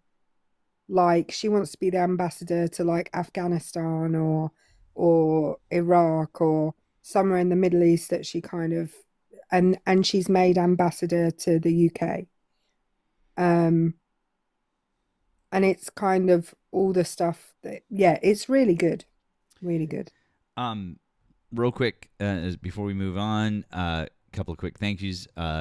Thank you to Securitron, one of our Maddie Mayhem members who wanted us to know that the ex-sheriff that killed Sonia Massey died from colon cancer in prison today. That would be Sean Grayson. Burn in hell. Racist piece of shit. Anyways, Joel, thank you so much. It says, in the tech industry, AI development is moving so fast that it reminds me of Facebook's move fast and break things. AI code is going to break things, and in big ways too. That is actually a really good way to think about that. Abso-fucking-lutely. It's a problem. And then thank you, Lord Tomoyashi, again, the $10 super chat. He said, Jared Kushner is the shadow secretary of state, shadow speaker of the House, and the motherfucker is not even elected. The fuck is happening? Dem needs to go after all once back in power. That's the truth. That meeting with Jeffries showed it, and Mike Johnson, his reaction there from the clip that Nemo showed us, that's all you need to know. He's like, oh, he's not that important. Yeah. Sure, Mike. Whatever you say, Mike. Whatever you say. Lawful expat, I see you in the queue there. You're not welcome here. I thought I made that clear last time, because you're calling for the deportation of one of our friends, and you think that that's funny to do. You can just fuck off. Okay, cool. Glad we've got that out of the way. I'm not interested in platforming you. So genuinely, get fucked. Yeah, you're just a waste. Exactly, you're a waste of time. So fuck off. Yeah, see, there you go. You're just all about it. There you go. So you can. I'm not going to ban you. You can watch from the cheap seats. I know you're a fan. So we'll let you keep watching. That's fine. But no commenting, and we're not going to bring you up. So let's see what we got here. Thanks for calling the stream. Are you a Trump supporter?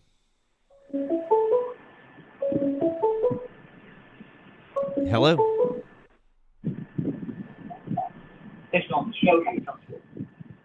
Yes, I am. You remember me? I'm Felix.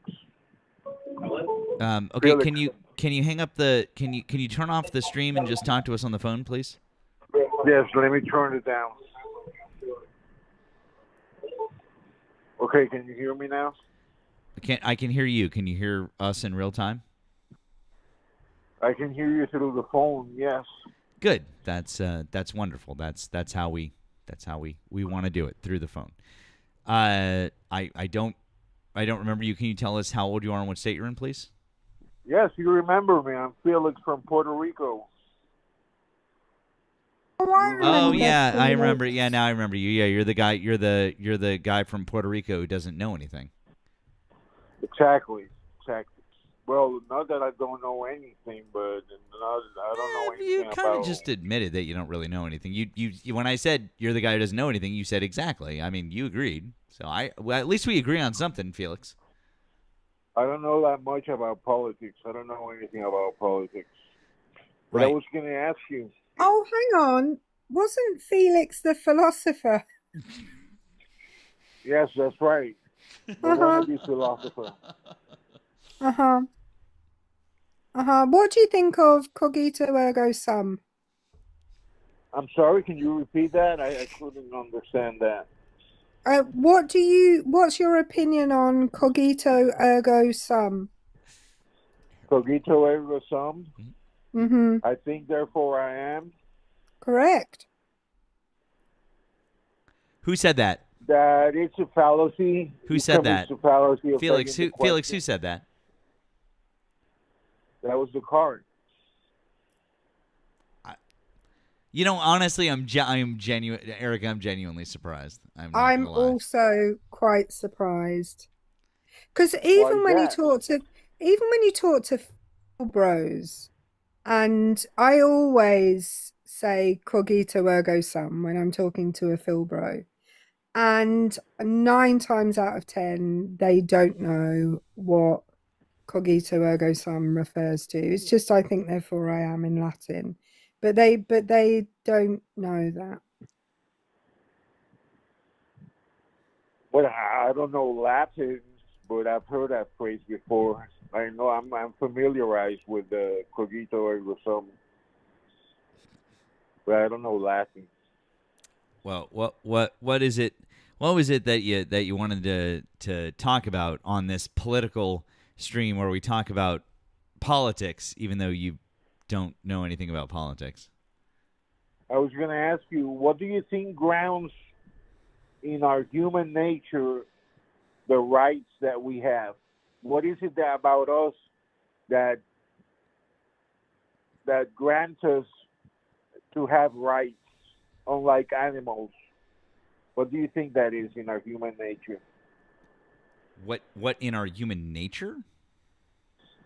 Yes, what is it about us, unlike animals, that we have rights and animals don't have the same rights that we have? Oh, well, that's easy. They're not granted. They're not granted. They're not given. That's not a thing. Rights are inherent to human beings. What do you mean by that? Given by God? No, I just explained to you. They're not given or granted by anyone, not by some magical pretend sky daddy, not by anyone. Rights are inherent to human beings. Well, I feel offended by that because I have evidence against Oh, no, you're offended by the fact I said sky daddy? Oh, no. Oh, no, whatever am I going to do? Well, wait, hang on. But wait a second. I want you to respect my God. Why don't you respect the God that I worship? Because I don't worship a sky daddy. Oh, sky daddy is your God? No, that's not the God that I worship. I want you to respect my God. So if you want me to respect your sky daddy, I need you to respect my... Will you agree to respect my God? Of course I would. Okay, then I worship the flying purple spaghetti monster. Okay. So, do you respect the flying purple spaghetti monster? I don't respect it, but I Well, wait hear a second. Hold on. What do you mean you don't respect it? I am offended that you don't respect the flying purple spaghetti monster. I don't have to respect it. You absolutely do. I'm offended. What do you mean?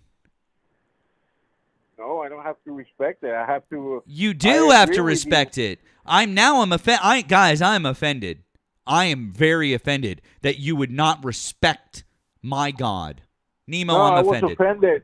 I was How offended dare you. because you called my God Sky Daddy, and that's a straw man. What do you mean it's a straw man? It's a straw man. It's a childish way of talking about God. I have a question regarding your evidence, because you said that you can prove that God exists, or you have evidence. Correct. What what what are you gonna use a bit of ontology on us? Or I'm gonna imagine that your argument is gonna be the teleological argument. Not exactly. But you agree that something has always existed, correct? No. No. So the opposite is Well, impossible. it depends, because I subscribe to like the Big Bang theory.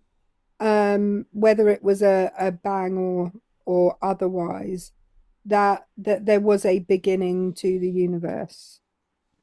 And in that case, something has always existed, because if there was a Big Bang, then the Big Bang was the start of time, and therefore there wasn't a before it. So always has to refer to the fact that, well, since the beginning of time. So I guess, yeah, there has always been something. Okay, so there has always been something because you have not always existed, correct? I'm going to assume I have not always existed. I'm going to You're assume that gonna there was time before assume me. are you saying it's possible that you always existed? Cogito ergo sum. I think therefore I am, but that's a fallacy. That saying has a fallacy inherent in it. It What's the assumes fallacy? existence. I It assumes only existence.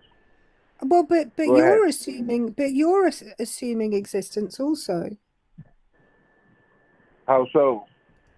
because you said something has always existed. So you're also assuming existence. No, I'm proving existence because the opposite is impossible. You know what the opposite of something always existing is? Something not always existing? Nothing ever existing. No reality at all. Nothing ever existed. I love the way that this circled back to my original question to him. It's like it's all tied up in a neat little bow. I love that. I didn't even know this was going to happen. Honestly, it's like serendipitous. Tell me about it. What is it that I said that connects with you? Well, it depends on like, how do we know that things exist? Well, you exist, correct? I do. Yeah, for Okay. sure. And you were born from. You have parents. You were born Mhm. into existence. You didn't always existed. Yeah, but I don't know for sure that they existed before I was born. Maybe it was like the Big Bang and they only came into existence when I was born. Maybe I wasn't born. Maybe people being born is a figment of my imagination. Of course, they haven't always existed like you. They are dependent beings like you. Prove it. They haven't always existed. They would Prove be it. God if they always existed. Prove it. What do you mean prove it? I mean, prove that my parents haven't always existed. No, I Go just ahead. have to prove that you haven't always existed. You. I've existed for the entirety of my existence, and that's all I have perception of. So anything before that or after that, as far as I'm concerned, might as well not exist. So there was a point where you came into existence, correct? Uh-huh. So you didn't always existed. A necessary being gave you existence. The always existing reality gave you existence. Right, you're not understanding the point I'm making, I don't think. What's your point? My point is, I only know I exist because I perceive. Cogito ergo sum, right? As far as I know, nothing ever existed before I was born. That I could just be imagining all the stuff that I call history. You could not exist right now. You could be a figment of my warped imagination. Okay, so what's your point? My point is cogito ergo sum. I think, therefore I am. That's all you have to say? Why do you keep saying it like it's a question? It's not a question, it's a statement. It's a statement, but you keep repeating it like it's the answer to everything.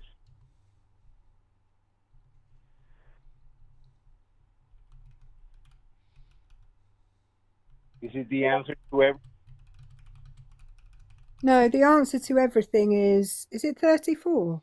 I don't know. 42. Oh, 42. I Jesus, knew Jesus Christ, Erika. I knew it was a number. We're not friends anymore. Is that a claim? It's what a claim. How old are you? What's your evidence? What's that? Is she gone?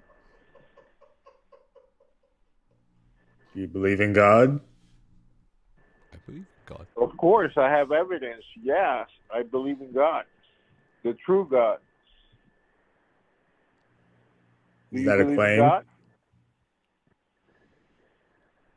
Well, at this point, it is a claim, yes, but I have evidence. Do you believe in God?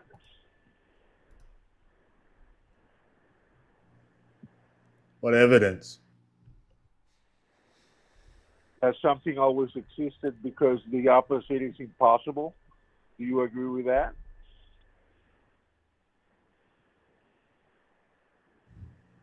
Say that again? That something always existed because you exist. Therefore, the opposite is impossible. That nothing always existed. That no reality ever existed. Because if that were the case, you wouldn't exist right now. But you exist. Therefore, since you exist, something always existed. That is not you because you didn't always exist. I feel like this is a circular argument. What's that? This is a circular argument. How is circular? Because you're saying you're saying God exists because something has always existed. I haven't said the name God yet. I said something has so. Go ahead. Tell us how that proves that God exists. Since something has always existed, that's the same thing as a necessary being because it has always existed. And it's infinite because always existed means infinite. No beginning, no end. He's making the ontological argument. But Therefore, you're making the ontological argument. God is the greatest being in the universe, therefore God must exist because otherwise there wouldn't be a greatest being in the universe. That's the ontological argument. You're making the ontological argument that was made. Was it Anselm that made the ontological argument? I think it was in the 1300s, and people thought he was batshit crazy in the 1300s. It was Anselm, but I'm not making an ontological argument. Well, you kind of are. You're just using different words. But you grant that something always existed, correct? That doesn't mean that God is a thing. It was 1078, by the way, Erica. I had to look it up as I was like, oh, was this? Oh, there you go. Yeah. I knew it was like early doors. It's been 1,000 years that people have been using that Well, argument. and the teleological argument really took over from the ontological argument, because the ontological argument is circular and batshit. Why don't you just listen to my argument instead of categorizing my argument in categories that are irrelevant at this point?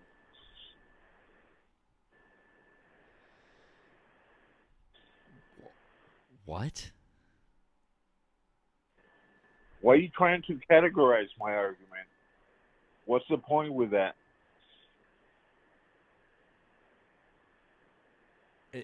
It categorize? Is this Yeah, what put- it's like when you have a stroke? Logical or teleological. I think it might be. I think this might. By the way, welcome in, Manda Raiders. Welcome in, Manda Raid. We appreciate you guys being here. I think this might be about the closest thing, because it's like, what is your argument? My argument is that something always existed because you exist right now haven't always existed. Therefore, something that always existed gave you existence. And that something that always existed must have power, infinite power, because it has always existed infinitely. Therefore, the power must be according to its nature. If it's infinite, the power must be infinite. You said you had proof that God exists. What's your proof? That's the proof. That's not proof. No, that's just a conjecture. What's your proof? Have infinite power, therefore. No, you can't prove the power. It's just a conjecture. What's your proof? Let me finish. Since he must have infinite power, he's all powerful, and that means he has all powers, including the power of the mind, the power of speech, the power of intention, the power of choice. This is a bullshit. This is a bullshit argument. It's a bullshit. Right, and I'll tell you why it's a bullshit argument. I teach. Argument? Hi, it's a bullshit argument. The shit of a bull argument. I teach this stuff to 13-year-olds, right? Arguments, the main arguments for the existence of God. And they can pick these arguments apart at the age of 13. They would destroy the kids that I teach, who I don't tell them what to think. They would fucking destroy you. They would destroy you. Why don't you tell me what's wrong with the premises in my argument? What's wrong with the premise is you're making the jump from things always having existed to there being a God that made that existence occur without filling in the link between the two. No, I'm saying he must have all power. He must be all powerful in order to cause existence. That doesn't fill the link. That doesn't fill. You're saying there must be an omnipotent God because things have already existed. Well, what's the link between those two arguments? Because you exist and you haven't always existed. No, but why must things having always existed? Why must there be a God? Link those two things for me. Because the always existent reality is the only one with existence, having existence to give. You don't have existence to give. You must be given existence. You were created. You were given existence. You have existence. You were given existence. You're a dependent being. Prove that we were given existence. What's that? Prove that humans were given existence. Existing right now? I know you think that you're making a good argument, but if in order to solidify your argument, you need the link between the two things. You're just saying because there is existence, there must be an omnipotent being that gave it to us. Why must there be an omnipotent being? Because a dependent being like you cannot give you existence. It's impossible. That doesn't answer my question. What's your question? I've already asked it like 10 times. Oh my fucking How old are you? How old are you? 47. 47? Yes. Okay. I'm 56. Congratulations. What month is your birthday in? What's that? Oh, Jesus Christ. What month is your birthday in? What month is my birthday is? I feel like I speak really clearly. Why is this a problem? You have an accent that is hard to understand sometimes. I'm sorry. Actually, sir, you have an accent. I don't have an accent. Am I hard to understand? No, because I'm listening to what you're saying, which is what you should be doing. Okay, but you sometimes speak in a way that the words don't come out clearly. No, she doesn't. She enunciates her words very, very clearly. Sorry, Clearly. I'm just saying that to me it sounds like that. I'm not saying that her speech is not beautiful. It is beautiful. Buddy, I just want to let you know. Nemo, you're muted if you're talking, by the way. I'm an English person speaking English. If you can't understand an English fucking person speaking fucking English, then we have a problem. Okay, I understand now what you just said. You spoke clearly now.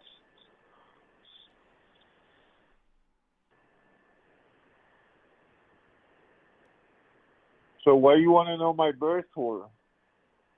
I was just trying to get you off your circular argument, which is not your premise. Your entire premise is off because you haven't linked the two things that you're proposing. What link do you want me to link to you? Which is the link that you're looking for? I asked you when your birthday was. But why you want to know that? Oh my God! When is your fucking birthday? I don't give that kind of specific information. Jesus Christ! You could just say what fucking month it is. Here you go. If it helps, mine's November. Matt's is July. July, yes. Just say what fucking month it is. Who fucking cares? What month are you born? Yes, what month? Say the month. No, tell me your month. And we just did! She just told you her birthday is in November and mine's in July. Fucking listen. Turn your hearing aid up. I didn't hear it. I'm sorry. Done. I am fucking done. So, shout out to the chat saying that that's what happens when there's low water rations in Puerto Rico. Because fuck if that's not what a dehydrated person would sound like.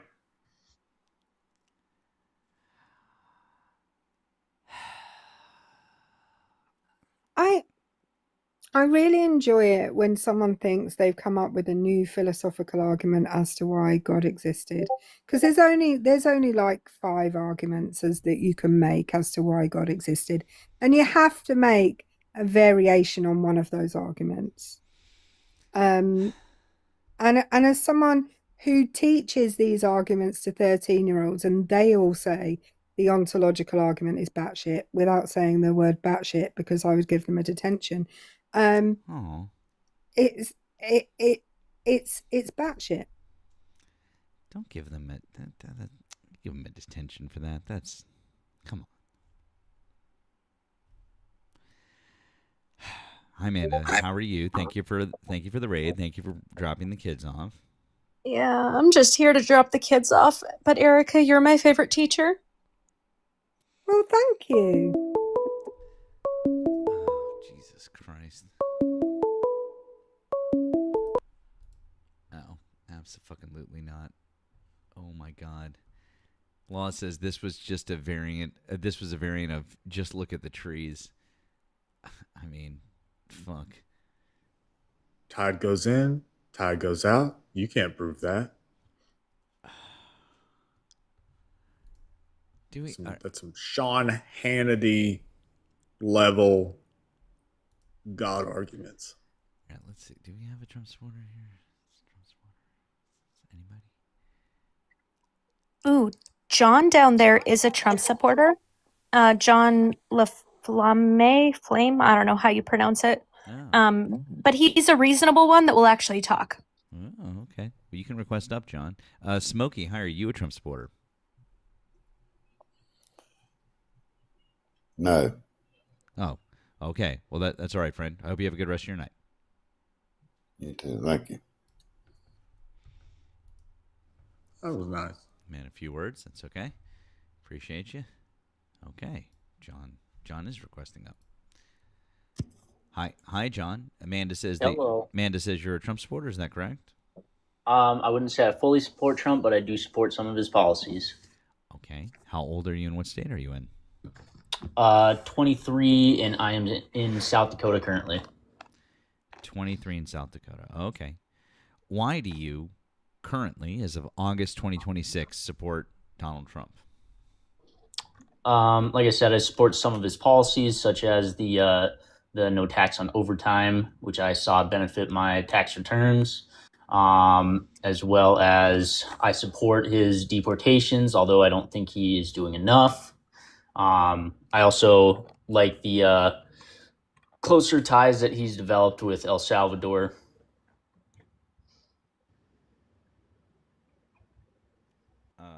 There's a few more. There's a few more, but we'll just stick with 1, 2, and 3. Interesting. So you like the fact that he's developed a closer relationship with a fairly ruthless dictator who likes to have prisons that abuse people? I would say that I wouldn't support their imprisonment, but I do support the growing friendship between El Salvador and What's the the United reason States. that we have a quote-unquote friendship with them? Because we can send our deported illegal immigrants to their prison. Oh, so you do support them keeping a bunch of people in ruthless, terrible prisons where they actually shouldn't be sent. Got it. Okay, cool. So you should probably, say that. I mean, I think that the closer ties that we develop with any Western Hemisphere country, the better. It pushes China out. It pushes Russia out. It pushes out anything from the Eastern Hemisphere getting a foothold in our hemisphere. So but at the cost of human rights, you're yeah, that's cool. I mean, that's definitely kind of putting a sharp edge on it, but sure. It's not. It's literally just saying exactly what's happening. I'm not even. I mean, I don't even have to exaggerate. That's literally the thing that's happening. Bukele is a ruthless person who throws people into prison, keeps them there for fucking ever. The prisons in El Salvador, the conditions are absolutely fucking intolerable, and we're sending people there who aren't supposed to go there. So we're complicit in it. I mean, it's not even. I don't even have to It's not even a stretch. So I'm a little confused as to why that's a thing. Did he clean up the crime rates in his country? And is that a good thing? I'm so sorry. I'm not asking you about El Salvador. I'm talking about the United States of America. And you said that you were happy that we were friends with them.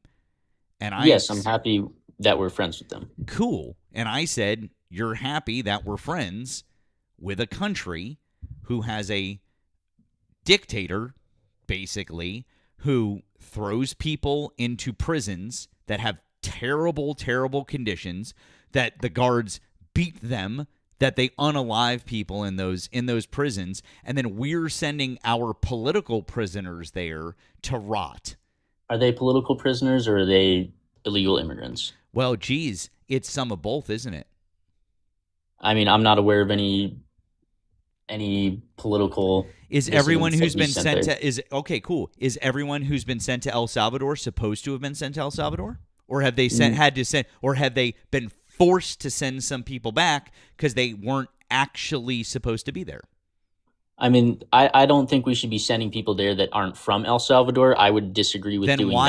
Then why are we sending people there that aren't from El Salvador? That would be sending political prisoners to another country that aren't supposed to be there. The exact thing that I just described to you, man. Like, I'm not trying to come in hot here, but when you say that you're happy that we have a relationship with a country that does awful things, I'm gonna call it out. It's like saying that we're like you're happy that we've got a relationship with North Korea. I mean, let's not go there. Let's not go there. Okay, Matt, did you know that El Salvador has massively curtailed due process? Yes. They have trials where there are hundreds of prisoners on trial virtually with one judge. And routinely, all of those people, their evidence is not heard and they're just incarcerated into those jails. They're just incarcerated without any evidence being shown against individuals.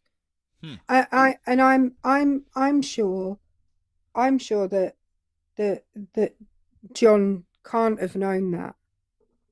Can't have known that some of these people, there has been no evidence presented against them before they are incarcerated. I'm sure that he can't have known that, because if he knew that, I'm sure that he wouldn't be happier with the US curating relationships with that country. I mean, you can't speak for me. I did know that. Now, am I happy that they're doing that? No, absolutely not. I believe in due process, but at the end of the day, the people of El Salvador voted for Bukele, right? It's completely up to them what they voted for. He said he was going to do this. He said he was going to imprison everyone that had any sort of relation to the cartel, and they still voted for it. Did they not? Does having a relation to the cartel, meaning being in the vicinity of cartel members when they are arrested and you are scooped up as well, and therefore you, who may have done absolutely nothing wrong, are going to end your days in jail without one item of evidence being shown against you?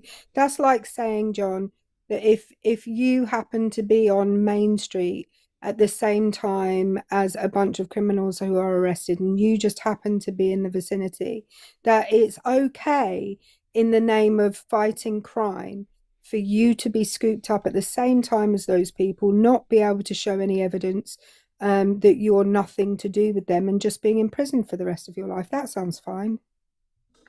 I mean, I don't mean to get like hostile here, but I'm also like not in El Salvador, so it really doesn't apply to me. I'm saying you're just happy that we have a relationship with a country that does a bunch of terrible things for some odd reason. I mean, we have relationships with all sorts of countries that do terrible things. I know, and that's not good. So why are you specifically naming El Salvador as a country that you're happy that we... And if you say because China or Russia doesn't have a relationship with them, I don't see the relevance there. Because of the Monroe Doctrine, we want to secure the Western Hemisphere. I'm sorry. I'm going to lose my shit.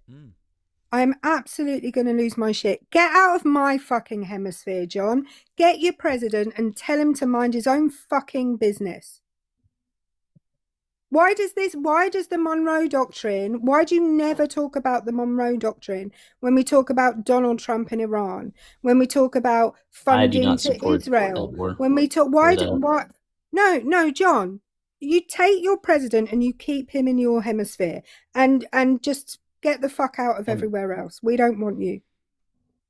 And I said I don't fully support Trump. I support some of his policies, and that is one of the ones that I disagree with him on. There you I go. think we See, should that's be there it focusing is, Erica. There's the on the cop out. Western There's the Hemisphere. cop out, so that he can say that, so that he can have it both ways and say that he doesn't support that, and then that's how he does it.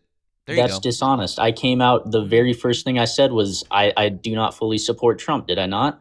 So you don't support the Monroe Doctrine? No, I support the Monroe Then if Doctrine. you support the which Monroe is- Doctrine, then you should be completely against any intervention whatsoever outside of the Western Hemisphere, right? Correct. Okay, got it. Which is so what I so then if you're completely against any intervention outside of the Western Hemisphere, then why does it matter to you what China and Russia do? Because once they step into the Western Hemisphere, it's no They're longer not doing anything in El Salvador that matters to us anymore. No, not even before. Wait, what were they doing in El Salvador? No, was El Salvador part of the Belt and Road Initiative? Was it?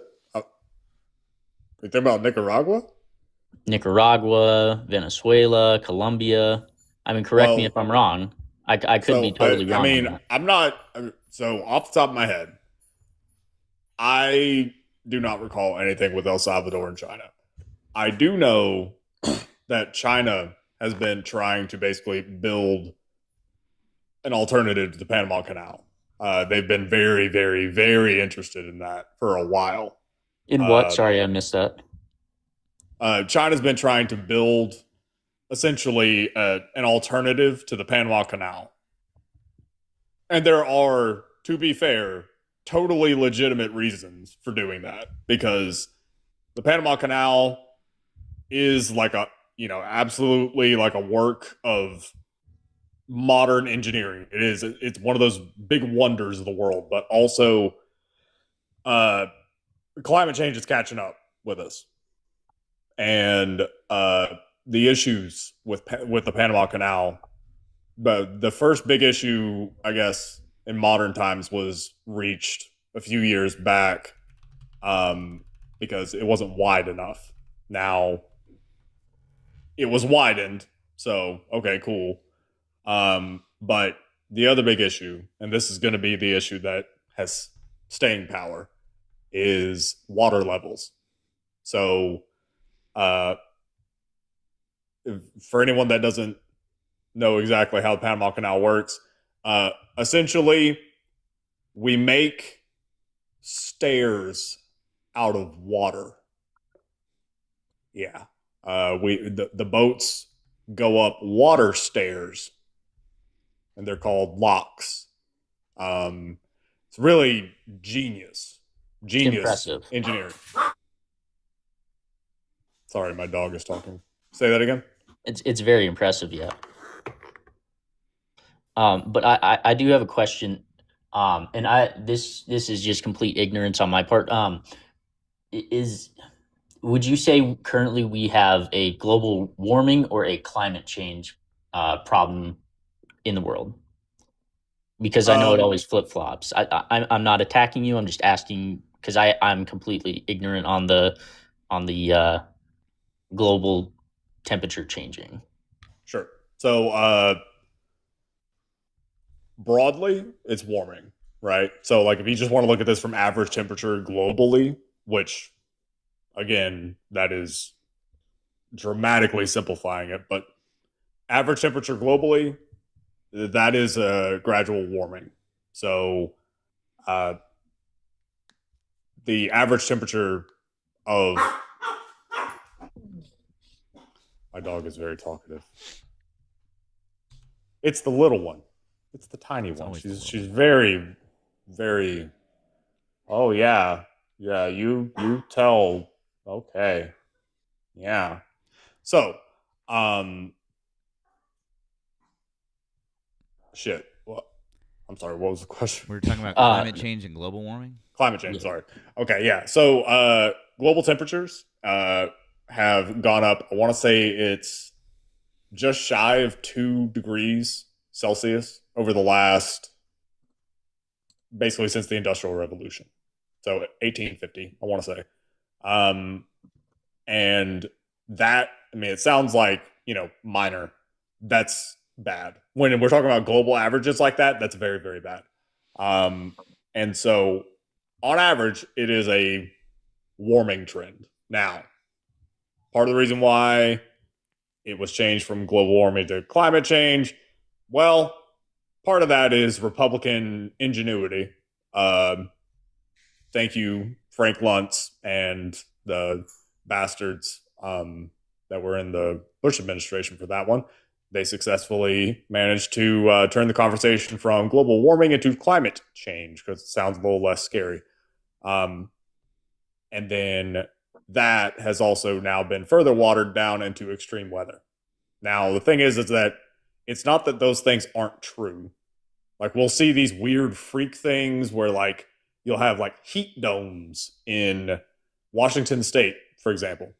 That's been an issue the last few years, like what's called a heat dome, where weird shit happens and all of a sudden people in Washington State are dealing with like 100-degree weather. There's wildfires up in Canada when that was not exactly a thing. And again, that's because of warm temperatures in the Arctic that were not common whatsoever. Same thing's happening in Russia. But then you also get these weird situations where you get like the polar vortex comes down and now all of a sudden it's snowing in Florida and shit. Like, there's all these weird things. And what's happening is the delicate balance of, I guess, global weather is getting thrown out of whack. And I mean, the easiest way to think about it is, okay, what happens to, I don't know, what happens to a computer whenever you take like a red hot poker and then just kind of like put it underneath the computer fan? What happens on the computer screen? It'll heat up and distort the imaging. Yeah, like weird shit will start happening. And nonsensical shit. Do you think the industrialization of China has affected the global temperatures? Sure. Yeah. Do you think that's the biggest part of global changing temperatures? No. So No. that's that's actually a pretty wild one. So you would think, right? Because China has roughly 3 times our population. They industrialized in a very short period of time compared to us. And they have just been like skipping, like speed running that shit through Industrial Revolution into, modern whatever, right? So you would think, and, the narrative for a long time is that China's been, burns coal. They don't give a fuck about the environment, all that stuff. Was that true at a point? Yes, absolutely. Is it true now? China still burns coal. Yes, but not as much. Don't they open like a new coal mine every week? Not anymore. I don't think so. Don't think so. No, I remember hearing that talking point in the last year or so, and that could be misinformation. I'm a little confused, John, as to why you've pivoted to this. I was just waiting for your research on the Belt and Road relating to El Salvador. Don't need to research it. I mean, China gave them some money to do some things. So okay, the United States gives money all over the fucking world, or used to other countries to do things. That was called soft power. That was how we influenced people to get things done. So why you have a problem? So you have a problem with the United States doing that? Not in the Western Hemisphere. I have a problem. Yeah. See, here's the thing. We do it everywhere. So unfortunately for you, we don't just do it. If we just did it in the Western Hemisphere, you'd have a great argument, but you don't, unfortunately, because we do it everywhere. So if we do it everywhere, then it's kind of hard for us to be like, oh, well, other countries shouldn't do it everywhere, right? That would be I super agree. hypocritical. Now you can have your own beliefs, but that doesn't really matter because we're talking about what the United States actually does. So, Yep, and that's why I was specifically talking about El Salvador, and specifically talking about El Salvador doesn't matter. China can give money to El Salvador if they want, and if you don't like it, that's okay. If you think that what Donald Trump is doing in El Salvador is a good thing because it keeps China out, the only thing that's going to happen is the minute that we stop sending political prisoners to CICOT and giving them a bunch of money to torture people, because that's what we're doing. We are literally doing state-funded torture at this point in time. The minute we stop doing that, what's going to happen?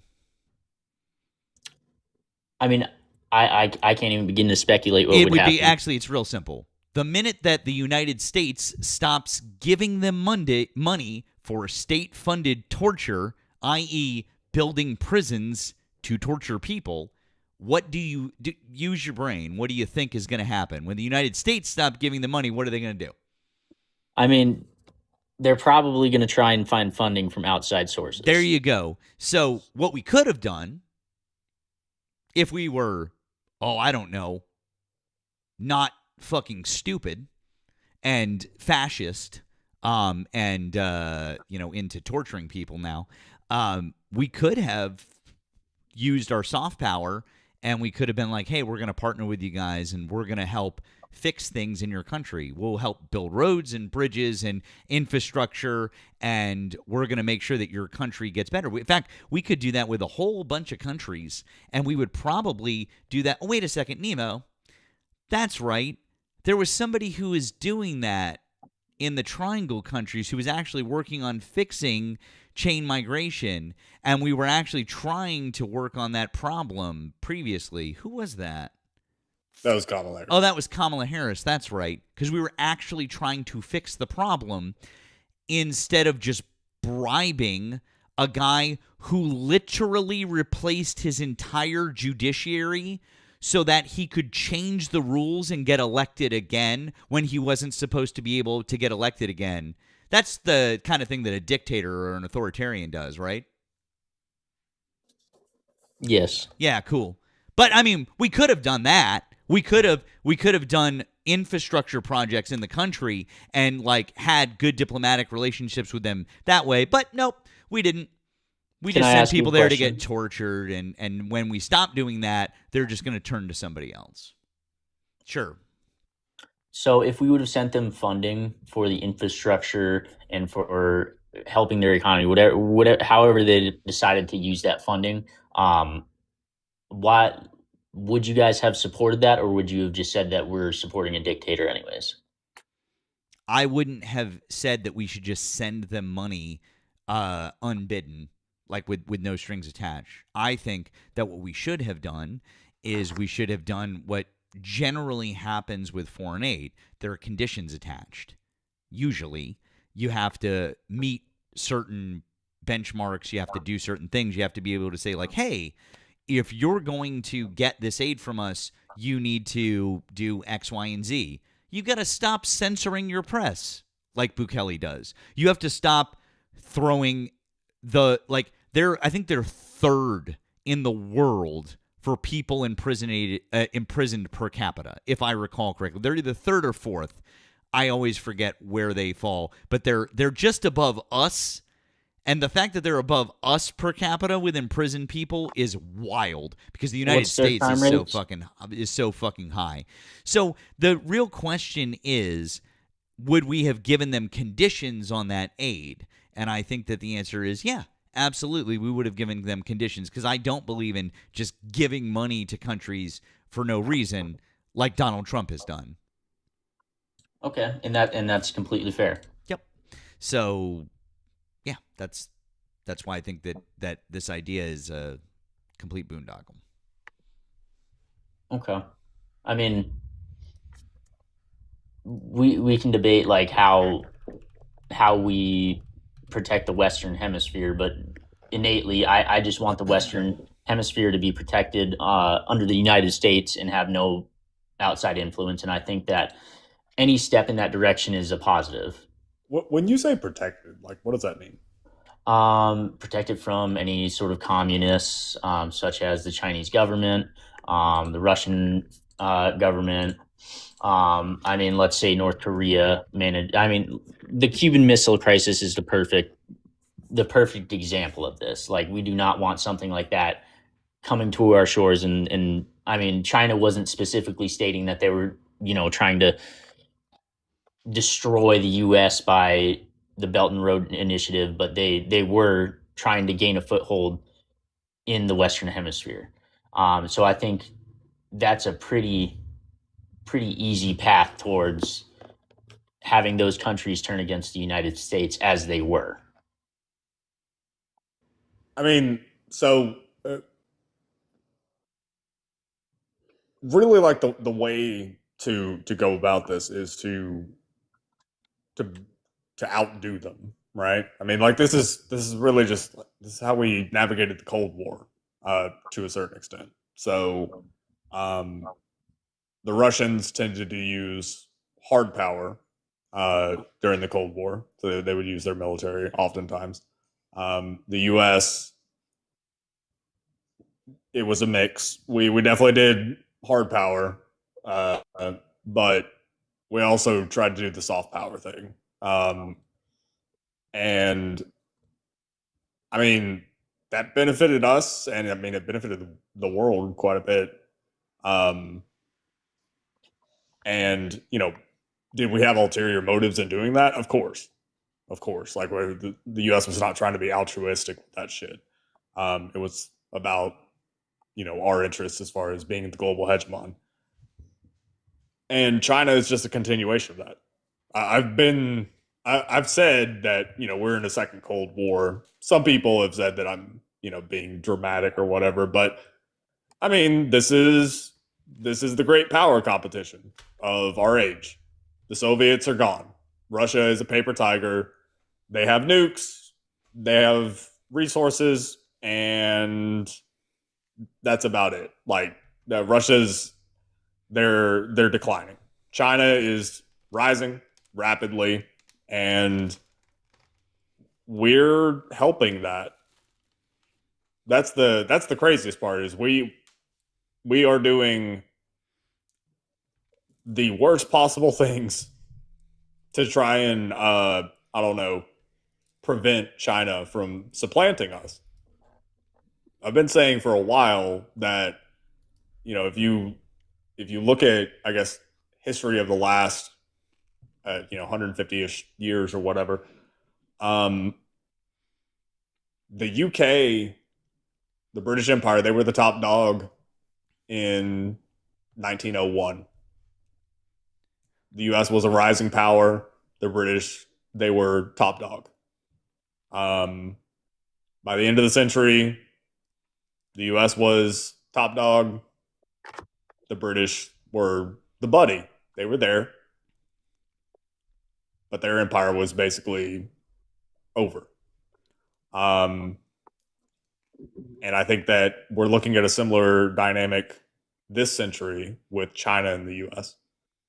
We started this century being top dog. US is top dog in 2001. By the end of the century, we won't be. It's not that we're going to be, like, irrelevant, but China is going to be the one kind of running the table.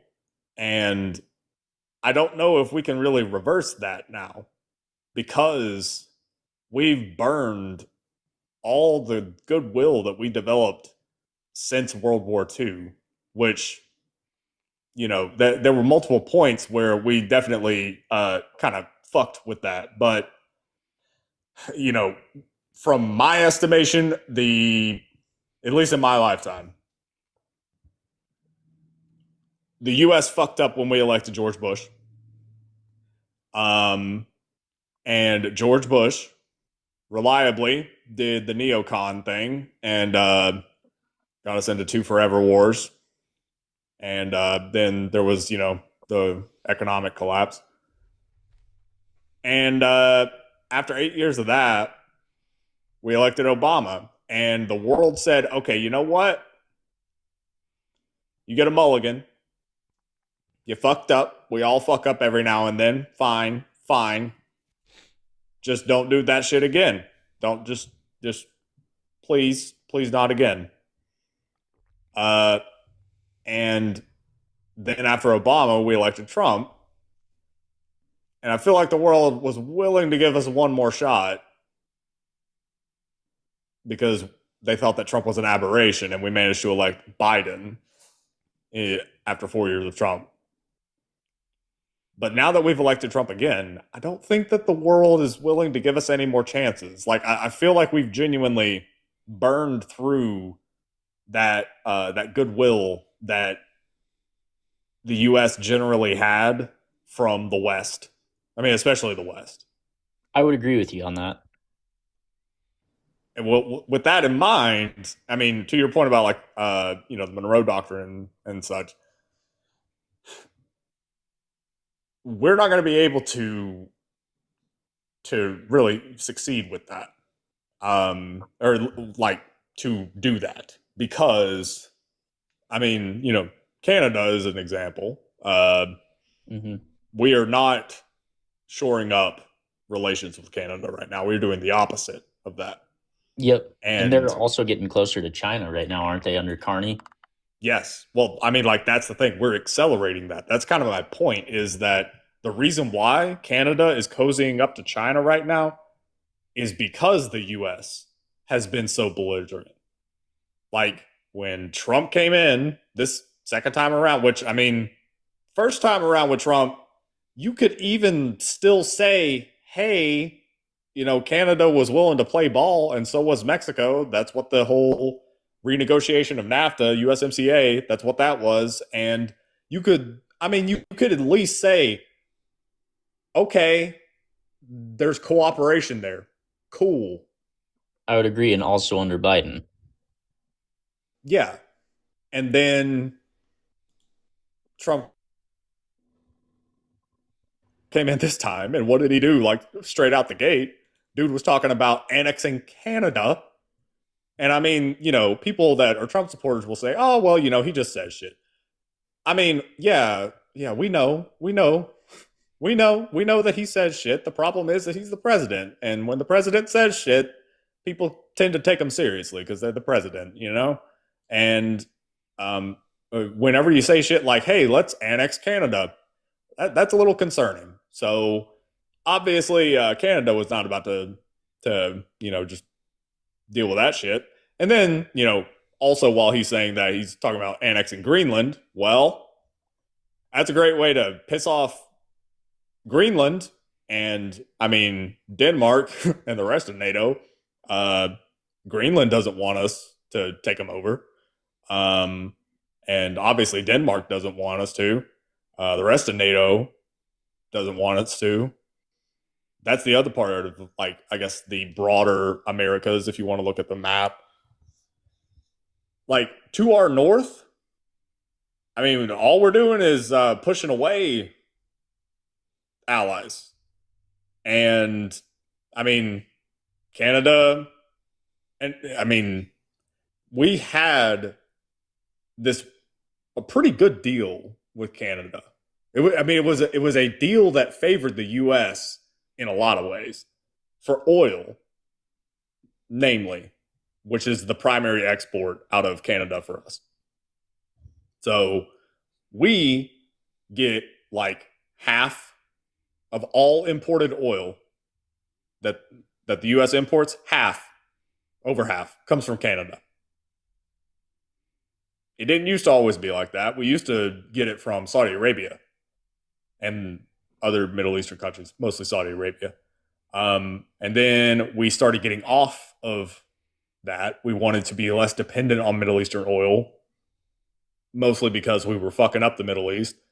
But also we discovered this nice little dynamic that we had, where we had refineries that could refine the oil that Canada had. And so Canada would sell us their oil. We would refine that oil, and then we would sell the refined stuff back to them We got to double dip. Not only did we get to do that, we got to buy that oil at a discount because Canada they at the time did not have this mature, developed oil infrastructure, like pipelines to move it from different ports and stuff. They didn't have that, so they were kind of like limited on who they could sell it to. Ironically, the Keystone XL pipeline, if that had gone through, Canada would have been able to sell their oil to more customers, to people other than the U.S. Because the Keystone XL pipeline, as a refresher, was a pipeline from Canada to the Gulf. And it was specifically to move like Canadian oil to the Gulf. It was a pipeline for that. Well, why would they want to do that? It's sure as hell not to sell to the Americans. It's to try and sell it to other customers. And if they get other customers, all of a sudden, America's sweetheart deal where we tell them, hey, we're your only customer. Do you want money or not?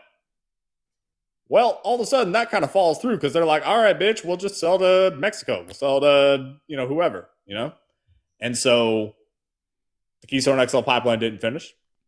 Ironic. But there's another pipeline. In fact, I think there's 2 pipelines going to the Pacific that are one was just recently completed, and there's another one underway as well. And that, naturally, is going to open up China to them. And when you know it, China is cozying up to them. The point of me going on that long-ass diatribe just then is we are giving Canada the excuse they need. And that's the problem. Is, would they develop that infrastructure anyway? Of course. Sure. Yeah. Would they utilize it in the same way that they are about to? Probably not. We're giving them that excuse. Like that they had the option, but now we made that choice for them. Now they will. We took that option off the table. They're just going to do it now. If we did the whole lovey-dovey, close, neighbors, all that good stuff, they probably wouldn't cozy up to China because they probably would look at China with skepticism because of China's dealings with other countries and the shady ways that they push influence on other countries with like massive loans and shit like that. They would probably look at China with a skeptical eye. They would probably be more comfortable working with Americans, shared language, shared culture, shared geography, already pre-existing infrastructure connections between the two countries. Like, it makes a lot of sense. Makes a lot of sense to just kind of keep things as they are. But we are actively encouraging them to think otherwise. The same thing happened with Brazil.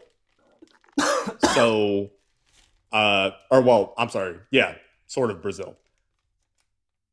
Trump kicked off the trade war in 2017, 2018. Soybeans, right? Soybean farmers here were fucked over big time, had to be bailed out. Mm-hmm. China, well, it's not like they stopped getting soybeans. They just found someone else to go to. Who was that? Brazil. And they developed that relationship.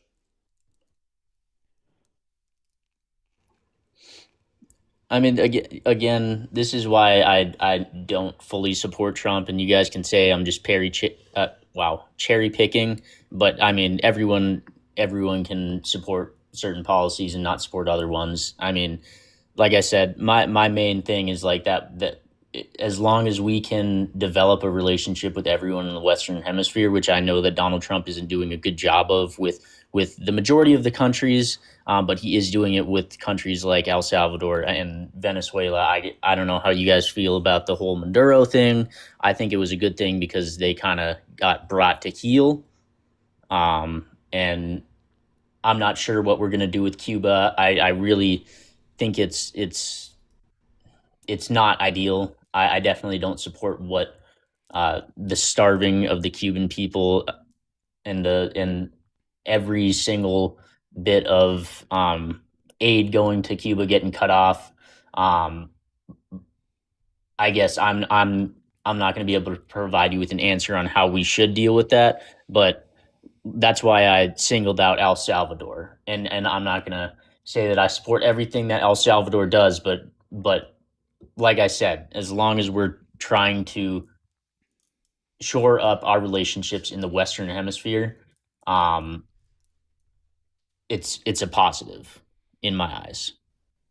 And I mean, I understand the broader point about wanting to try and shore up relationships, but like you said, we're Trump's not doing a good job of that. Like with Canada, with Venezuela, that one's kind of I guess if we're looking at this purely from geopolitics, no morality type, just game of risk type shit, that's mostly a wash. Honestly, it's not like Venezuela stopped selling oil to China. Like they still do. It's not like we have dramatic influence now in Venezuela as it pertains to like oil. Are those markets going to be opened up to us? Maybe, but it's not like we own that oil now. And are we going to suddenly expel Russian influence, namely, in particular, Russian influence? Like China is a kind of, they were kind of there, but not really. It's Russia. We're not getting rid of Russian influence in Venezuela, even with this. Was Maduro a dickhead? Yeah, totally. Yeah. Like dude stayed in power. Like the last time that he was elected, there was fuckery afoot. Absolutely. Now, in fairness, we did some fuckery too. Whenever it came to Venezuela in 2019, I think. And that was Operation Gideon's Chariot, I think, or no, Operation Gideon. That's what it was. Yeah. That's when we tried to do Venezuelan Obama. We tried to install him, and that failed. But in any case, Venezuela right now, I mean, that situation, I would rate that as a wash. Cuba, to your point, that is a humanitarian crisis. That is, I mean, Jesus, that is, it's shameful that because we're doing this. Like it is purely our own doing, right? We are artificially starving them out. And I think that the original plan was step one, Venezuela. That went smoothly for the most part. Okay, in, out, boom, done, right? Yep. And the person leading them now seems more open to talking to us, so yay! It was a relatively smooth operation. And I think that after that, Trump was planning on the same kind of situation happening with Iran. And if the same thing happened with Iran, then it was going to be Cuba. Mm-hmm. That is my speculation on that progression. You can also hear that if you go back and listen to like the interviews on Air Force One from Rubio, Lindsey Graham having like a biblical experience with the excitement of, oh my God, the military contracts. They were talking about Cuba. They were dropping hints about Cuba. But Iran is a quagmire. And now Cuba's going to be put on the back burner. And I can definitely, if you guys want, I can steel man the whole starving Cuba thing. But again, I don't completely agree with it. I do see the plan there, but I do disagree with it. Yeah. What do you mean, like stoking a revolution. Yeah, stoking a revolution by cutting off all funding. I mean, if you want a full MAGA supporter up here, he'd probably say something along the lines of, well, if you give any sort of humanitarian aid to Cuba, then they're just not going to give it to the people, which I think in some sort is the truth. But I mean, I think it's still disgusting. Yeah. I think that hoping to do like an organic revolution, I think that we should have learned our lesson with Libya. Libya was that. And I guess you could maybe argue Syria too, but I mean, same lesson, right? Like Libya is much worse, but Syria not doing great. So Syria, we stoked a civil war. Assad, obviously, that was Russian backed, Russian puppet, and we were literally helping factions fighting Assad. Guess what? One of those factions was ISIS. Yes, really. That's how fucked that region is. Yeah. Why are we there? It's insane. Oh my god. But yeah. Anyway, and now the former Al Qaeda leader is now the president of Syria. So that's wild. In Libya, it's much worse. We stoked People's Revolution there, Arab Spring, and Gaddafi was offed, which not a great guy at all. Right, same ballpark as Saddam. Asshole, evil motherfucker. Right, gas his own people, that type of shit. And there's literally video that you can see of Gaddafi getting unalived, and it is brutal. But unfortunately, Libya is a failed state right now. There are open slave markets in Libya right now. Like Gaddafi was at 2011. It's been 15 years. 15 years. There are open slave markets in Libya right now. Were there? I'm not too up to date, or really, I don't know much about Libya at all. Was there a slave trade in Libya pre 2011? I don't think so. Or at least not in the way that it was. Not more of like a that black market thing. But I mean, I think the main thing is, I guess I kind of just, because this is the main thing that you've kept hitting on, and I've got to wrap up fairly soon. But before I do, I just kind of want to get back to this point. You just keep talking about the Monroe Doctrine and how that whole thing, and you've mentioned it over and over and over. What was the original purpose of the Monroe Doctrine? To keep out I guess Eastern Hemisphere influences. Nope. No.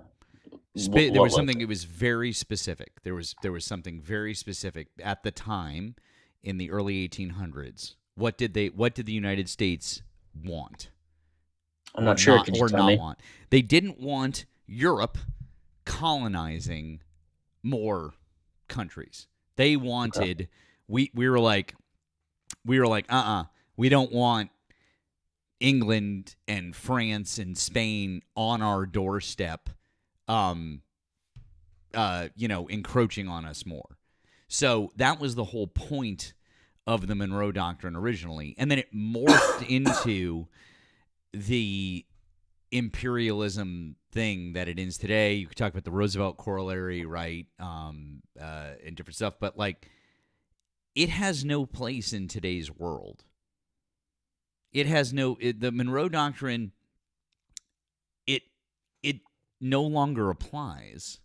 It's not a thing that is going to help us, because the world isn't what it was 200 years ago. Because we're literally talking about the Monroe Doctrine is from just over 200 years ago. So, like, why are we trying to maintain an idea that was designed for European colonialism when it has literally no place in today's world? And we know that because every time that we've tried to intervene in these other countries, it's failed. Every time. Every single time that we've intervened in other countries in the Western Hemisphere, it's failed. And no one's colonizing other countries in Central and South America. So what's the point? So the point is, like you mentioned earlier, to get rid of the soft power that China is or was trying to use in the South America, Central America, and Russia as well. And doctrines can shift their focus. I mean, just saying it's strictly for European powers during the 18th century or the 19th century. I mean, it can still switch over, can it not? No, that's not what I said. I said that's where it started, and I said we could talk about the Roosevelt corollary, but again, that's just imperialism, and then everything that we've done related to the Monroe Doctrine, every time we've tried to get involved in these other countries, it's failed. Did Cuba work out great for us? No. Did Chile work out great for us? No. Did Panama work out great for us? We got the Panama Canal built. No, after that. No. Yeah, okay. How about Nicaragua? Did that work out for us? No. Okay. You want to give me a single fucking country that worked out well for us, John? Come on. Currently El Salvador. No. Oh, the only thing that's happening in El Salvador that hasn't worked out well for us, we're just sending people there to be tortured in prisons. That's not working out well for us. How is that benefiting us? It's kicking soft power It's from China literally out of- not, because I've already explained to you how that's not going to work. You already said, I said, what's going to happen when the next person gets into office and we stop sending people there to be fucking tortured and we don't give them fucking millions of dollars for their torture prison called CCOT? What's going to happen? Oh, that's right. They'll just turn to somebody else, whether it be China or whoever, and they'll give them money and they'll give them infrastructure. We could have done that 10 years ago, but we didn't. So now we're fucked. It's like Nemo has been saying this whole time. We've shot ourselves in the foot when it comes to Chinese influence around the world. We're on the decline now. But the Monroe Doctrine has failed in terms of anything beyond European colonization in the Western Hemisphere. Anything beyond that, it's a failure. Because you can't give me examples of how it's worked well in America's favor beyond that.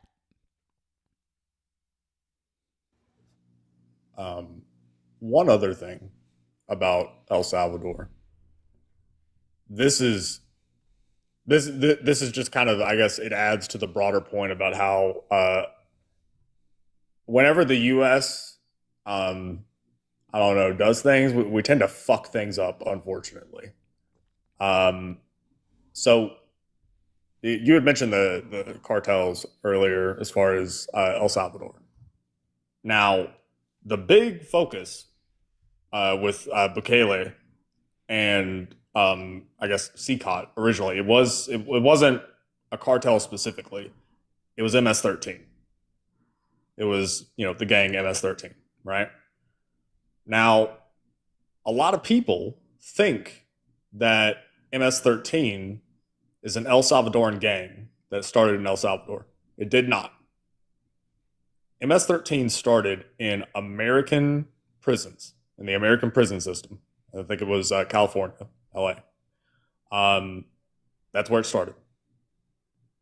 And then the question becomes, okay, well, wait, how how did it get to El Salvador? Well, it's actually, it's going to piss you off. So started in the prison systems here, and then we started deporting people. We started deporting people en masse to El Salvador because a lot of people who were in MS-13 were in El Salvador, and so they were deported there. We sent them there, and so when we sent, however many hundreds or thousands of people, gang members, all part of MS-13, we just shipped them down to El Salvador. Well, then that's what causes the crime in El Salvador. And that leads to Bukele, because he comes in and he says, well, we're gonna lock him up. And I mean, on the surface, okay, yeah, it sounds like a good idea. Like, yeah, the crime's rampant, got to lock these people up, right? And then he imprisoned 5% of the population or some shit. Yeah, crime's down because nobody's free. But the point is that we literally created the very problem that led to Bukele. That's how fucking insane that is. El Salvador started in America. MS-13 started in America. We shipped MS-13 to El Salvador. And that prompted El Salvador to elect a dictator to fight that. It was an American import. That's just how fucking wild that is. That is wild. I never knew that. That's kind of crazy. Yeah. That it came from California. Yeah. John, listen, I don't want to we've been talking for a while. I had actually told Nemo earlier that I had to end around 1. You've been up for an hour. I actually I'm glad that we've had this conversation. Number one, I do appreciate being civil. Thank you. So there's that. And if you'd like to come back and talk some more, because I personally I'd like to talk through these things some more, because I think it's important to understand where a lot of these policies have gotten us, and how they affect us now. And so if you'd like to have another discussion about it, I would be open to that. Okay. All right. Yeah, man, I appreciate it. And thank both of you guys for being civil as well. I guess my last question, just ideally, would you support something like a Monroe Doctrine if we were able to completely kick out all Eastern Hemisphere power, and ideally doing it in a humane way? Would that be something you guys would support, such as funding them and funding their infrastructure?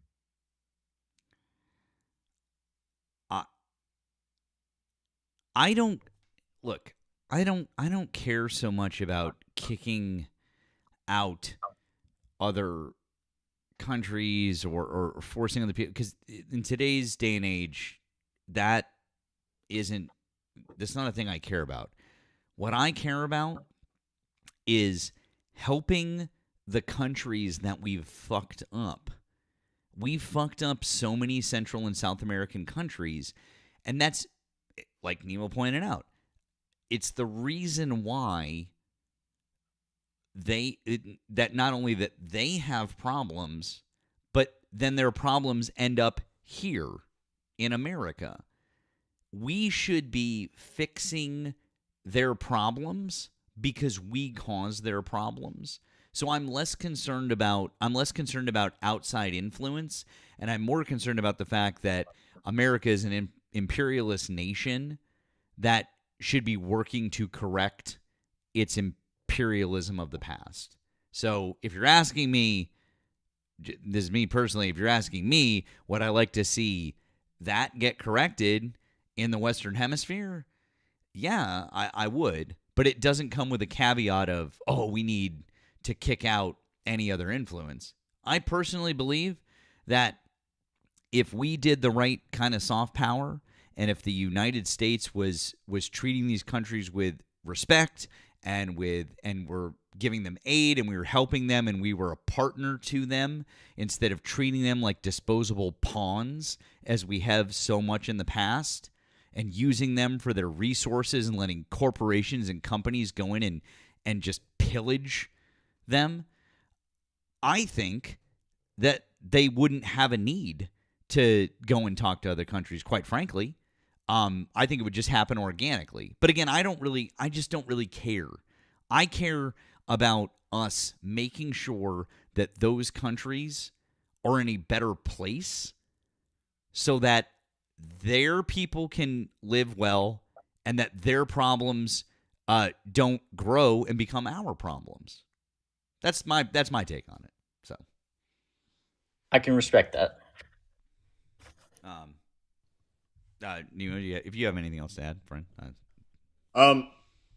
Yeah, I mean, I broadly agree with that. I had mentioned it earlier. You know, the whole kicking out thing. The way to do it is to just do it better, right? Like that's ultimately the way to go about this. That is the, you know, what I guess would be the most moral way to go about this, because you know, worst case scenario, oh damn, you've helped you know, whatever country, right? But best case scenario, you have helped this country and now they want to continue to work with you, like you've developed closer relations, right? Like just do it better than China or like whatever the competition is. And I mean, I know that you mentioned Russia. Russia is, yeah, they have a presence in Venezuela. That's because of long-standing things. They have a presence in Cuba. Again, that's because of Cold War. They are rapidly withering and retracting from the world. Like they still have operations in Africa, but it's whatever. China is really the one to pay attention to. Russia is just kind of, I don't know, a sidekick at this point.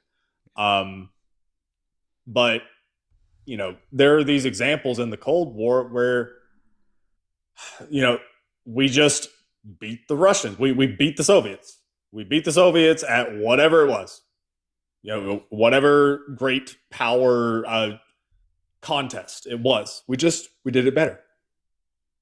And of course, there were absolutely imperialist ambitions with that and all that stuff. I'm not sitting here trying to, you know, glaze America and whatnot. But the point is that I know that this idea of America, this idea that we tell ourselves that we've been raised, most of us, well, actually, I think everybody up here, we were raised on this of, oh yeah, America's like, we're so great. You know, we got to the moon. We did all these things. You know, we can help the world, blah, blah, blah. And like, even our movies reinforce that idea of like, oh, hey, aliens invade. Well, America, what's up? Like, we have to solve that problem. Okay. Then do that. Like, let's just do whatever it is with that country. Do it better than whatever China's offering. And that will, as Matt said, like, organically they'll just want to work with us because we're closer and all that good stuff. I guarantee that if we were building relationships or like building our relationship with Canada and like, you know, not being a dick to Canada, like of all country, Canada, like if we were, you know, continuing to get closer to Canada and whatnot, Canada would not be sitting there, you know, talking about, hey, 50% tariff because fuck you. Also, by the way, what's up, China? You want our oil? We want your cars. What's up? Hey, how you doing? Like, I guarantee that wouldn't be happening. Like, would they maybe want to talk to China? Maybe, but that would be an afterthought, right? And so, you know, I guess to put it simply, carrots, not sticks. Yep. Anyways, like I said, John, if you'd like to come back, come have another discussion. We can get into some other stuff. But I appreciate you. Like I said, I appreciate you being civil and being willing to have an open conversation. Okay. Alrighty, thank you guys. Have a good night. You too, John. Take care. I'm going. That was a good one. That was at least I got to actually talk about some stuff. So I like that. All right. Before we wrap up, have a few things to say thank you for. I know at least on my end, I'm hoping Nemo does as well. A couple of things over here on the tube. Thank you to Joel for the $20 super chat. He said, question for everyone. Hearing in socialism that no one will make money or work hard, but we have government jobs today where folks work hard and do well. Would that not just expand to more industries under democratic socialism?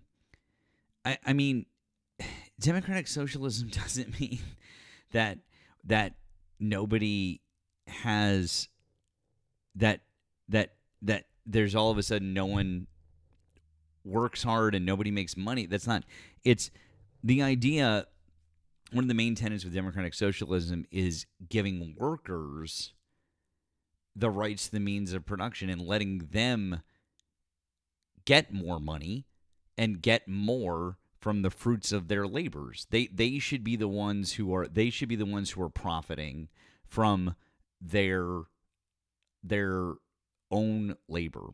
It shouldn't be just somebody at the top making all of that money and working those people to death for a fucking pittance. And it used to be so much more equitable, and CEO pay used to be a lot more reasonable, quite frankly, and then things just went fucking sideways. It's okay to have somebody managing things, but it shouldn't be at 100 times the pay of the person at the bottom rung. It used to be like 20 times the pay. That's a lot. That's still a lot of fucking money. Just and that's not even factoring in productivity. Like I saw a video of Robert Reich. Robert Reich, love him. I fucking love listening to him. Yeah. He did a thing of like, if you look at how productivity has gone up, but wages have not kept up with productivity. Like the workforce today at whatever company, way more productive than whatever that was, in the 70s, if that company existed. Okay. And the CEO pay is now, 100x instead of 30x. Well, that doesn't seem right. How the hell does that work? You're saying that the workforce today is more efficient, more productive, and yet the CEO is the one getting a bigger paycheck? That doesn't make sense. Yeah, exactly. It shouldn't be that way. If people are producing more, they're working harder and everything, they should be able to bear the fruits of that labor. Plain and simple. So, thank you to Wesley for the big $50 super chat. It said, Jason Station back in the chat. I hate their cold takes, small brains, and whiny personality. Too much of a coward to call in, but thinks chat will be their safe space. Not going to happen. Call in and get the fuck out of chat. Much love. And then also, Comrade Iris, right below that, Mui GG's wanted to meet on Discord to debate. He couldn't or wouldn't join so people can debunk his takes because he wanted to join Discord in order to debate. So I'm doing capitalism. Here's 30. Love you all. All right, here's what I'm going to do. Wesley and Comrade Iris, for Jason Station and Mui GG's, they're going to remain muted through tomorrow night, through the stream tomorrow night, because I don't know exactly when those came in, and I'm assuming that it was fairly late on, and we're going to be ending up soon. So I decree that they will remain muted in the chat through tomorrow night. Lastly, Lord Tomoyashi, once again, the United States, Europe, and Russia are doubling down on mistakes they've done in the past. China learns from other people's mistakes in the past and takes advantages of others in a weaker position. I think everybody forgets that China has been around for fucking thousands of years. China, like, they've outlasted a lot of empires, a lot of countries, and everything like that. And maybe they've had their time where they had their dip or they had this and that, but like, they're not fucking stupid. They're not some upstart country. Like, those people know what the fuck they're doing. Sorry, they're smart, and so I agree. They are able to understand mistakes in the past, and I think that they absolutely will take advantage. Lastly, Christine, Wicked Boston. Thank you, Wicked Boston. Here's a little thank you for always being evening entertainment. Thank you for the 5 on the Blue app. I appreciate that. And one other thing I just wanted to say thank you for. This came in over the weekend, I can't. It's like I can't reply and say thank you because it came in on the PayPal. I just want to say thank you to Manavan. Says, hey Matt, another good week of live streams. Thanks for all you do. Well, thank you, friend. Thank you to my friend in Australia for the PayPal. I appreciate it. I just wanted to give you a shout out since I can't reply. And then lastly, thank you to TaffyBot on the tube. He said, Jaina. I don't know what that. Jaina. Jaina. Oh, you're saying. Got it. I get it. Jaina. Got it. Jaina. I probably would have done it with a G, but I get the J. Actually, the J makes sense. Anyways, Nemo, do you have any things to say over there? Yes. Good. Thor. This is from earlier. Thank you for the 5. You said choo choo. Thank you. Melanie, thank you for the 5. You said dirty, dirty socialist. Damn right. Thank you, Melody, for the 5. You said thank you. Well, thank you, Melody. Thank you. Bill, thank you for the $1. You said Pennsylvania governor signed an executive order to put tough restrictions on AI. Go to website and you'll see what I'm talking about. Thanks. I will look that up now. Thank you for telling me that. I will happily look that up. And Wendy, thank you for the 5. You said, dude, the faces. I was laughing so hard, my stomach stitches hurt now. Oh, fuck. My bad. Stomach stitches. Oh, that sounds like a bitch. I'm sorry. Brutal. That is brutal. I know stitches like in the abdominal area is like, yeah, and then you Erika, we had like really only that one really at the end. That was the only real one.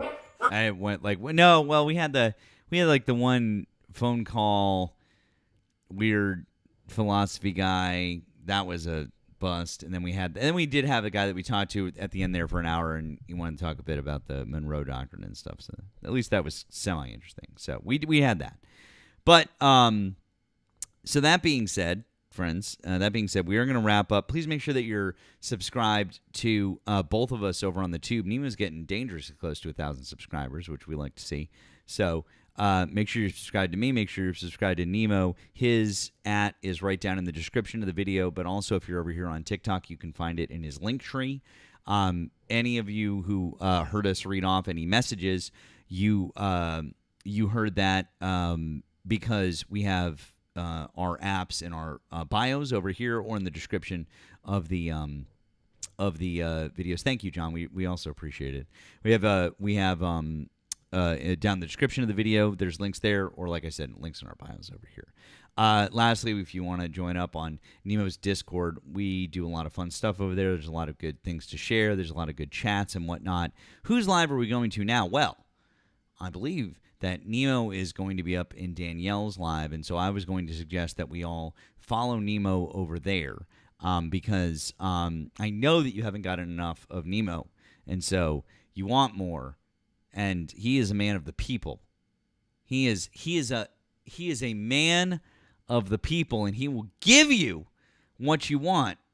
But I'm going to tell you, it's going to require that you going over there and supporting and being engaging, because I took a quick look at the folks that are there, and I'm going to need you to just, it's not like terrible yet, but it's like bad enough that I'm going to need you guys to go over and support. Okay, so just and you guys know that like odds are high enough that there's going to be some more awful people. So, yeah, it's good. Yeah, some of the ops are not there. So, anyways, I'm going to pop just for those of you who don't know. It's here we go. I'm just going to pop it down there for you. Olive branch. There you go. In case you were curious, tell her that Nemo and I sent you. You had a little extra. Sunday night special with us, but we'll be back normal time tomorrow night, 10 p.m. Eastern time. We very much appreciate you guys, of course, per usual, popping in a little overtime.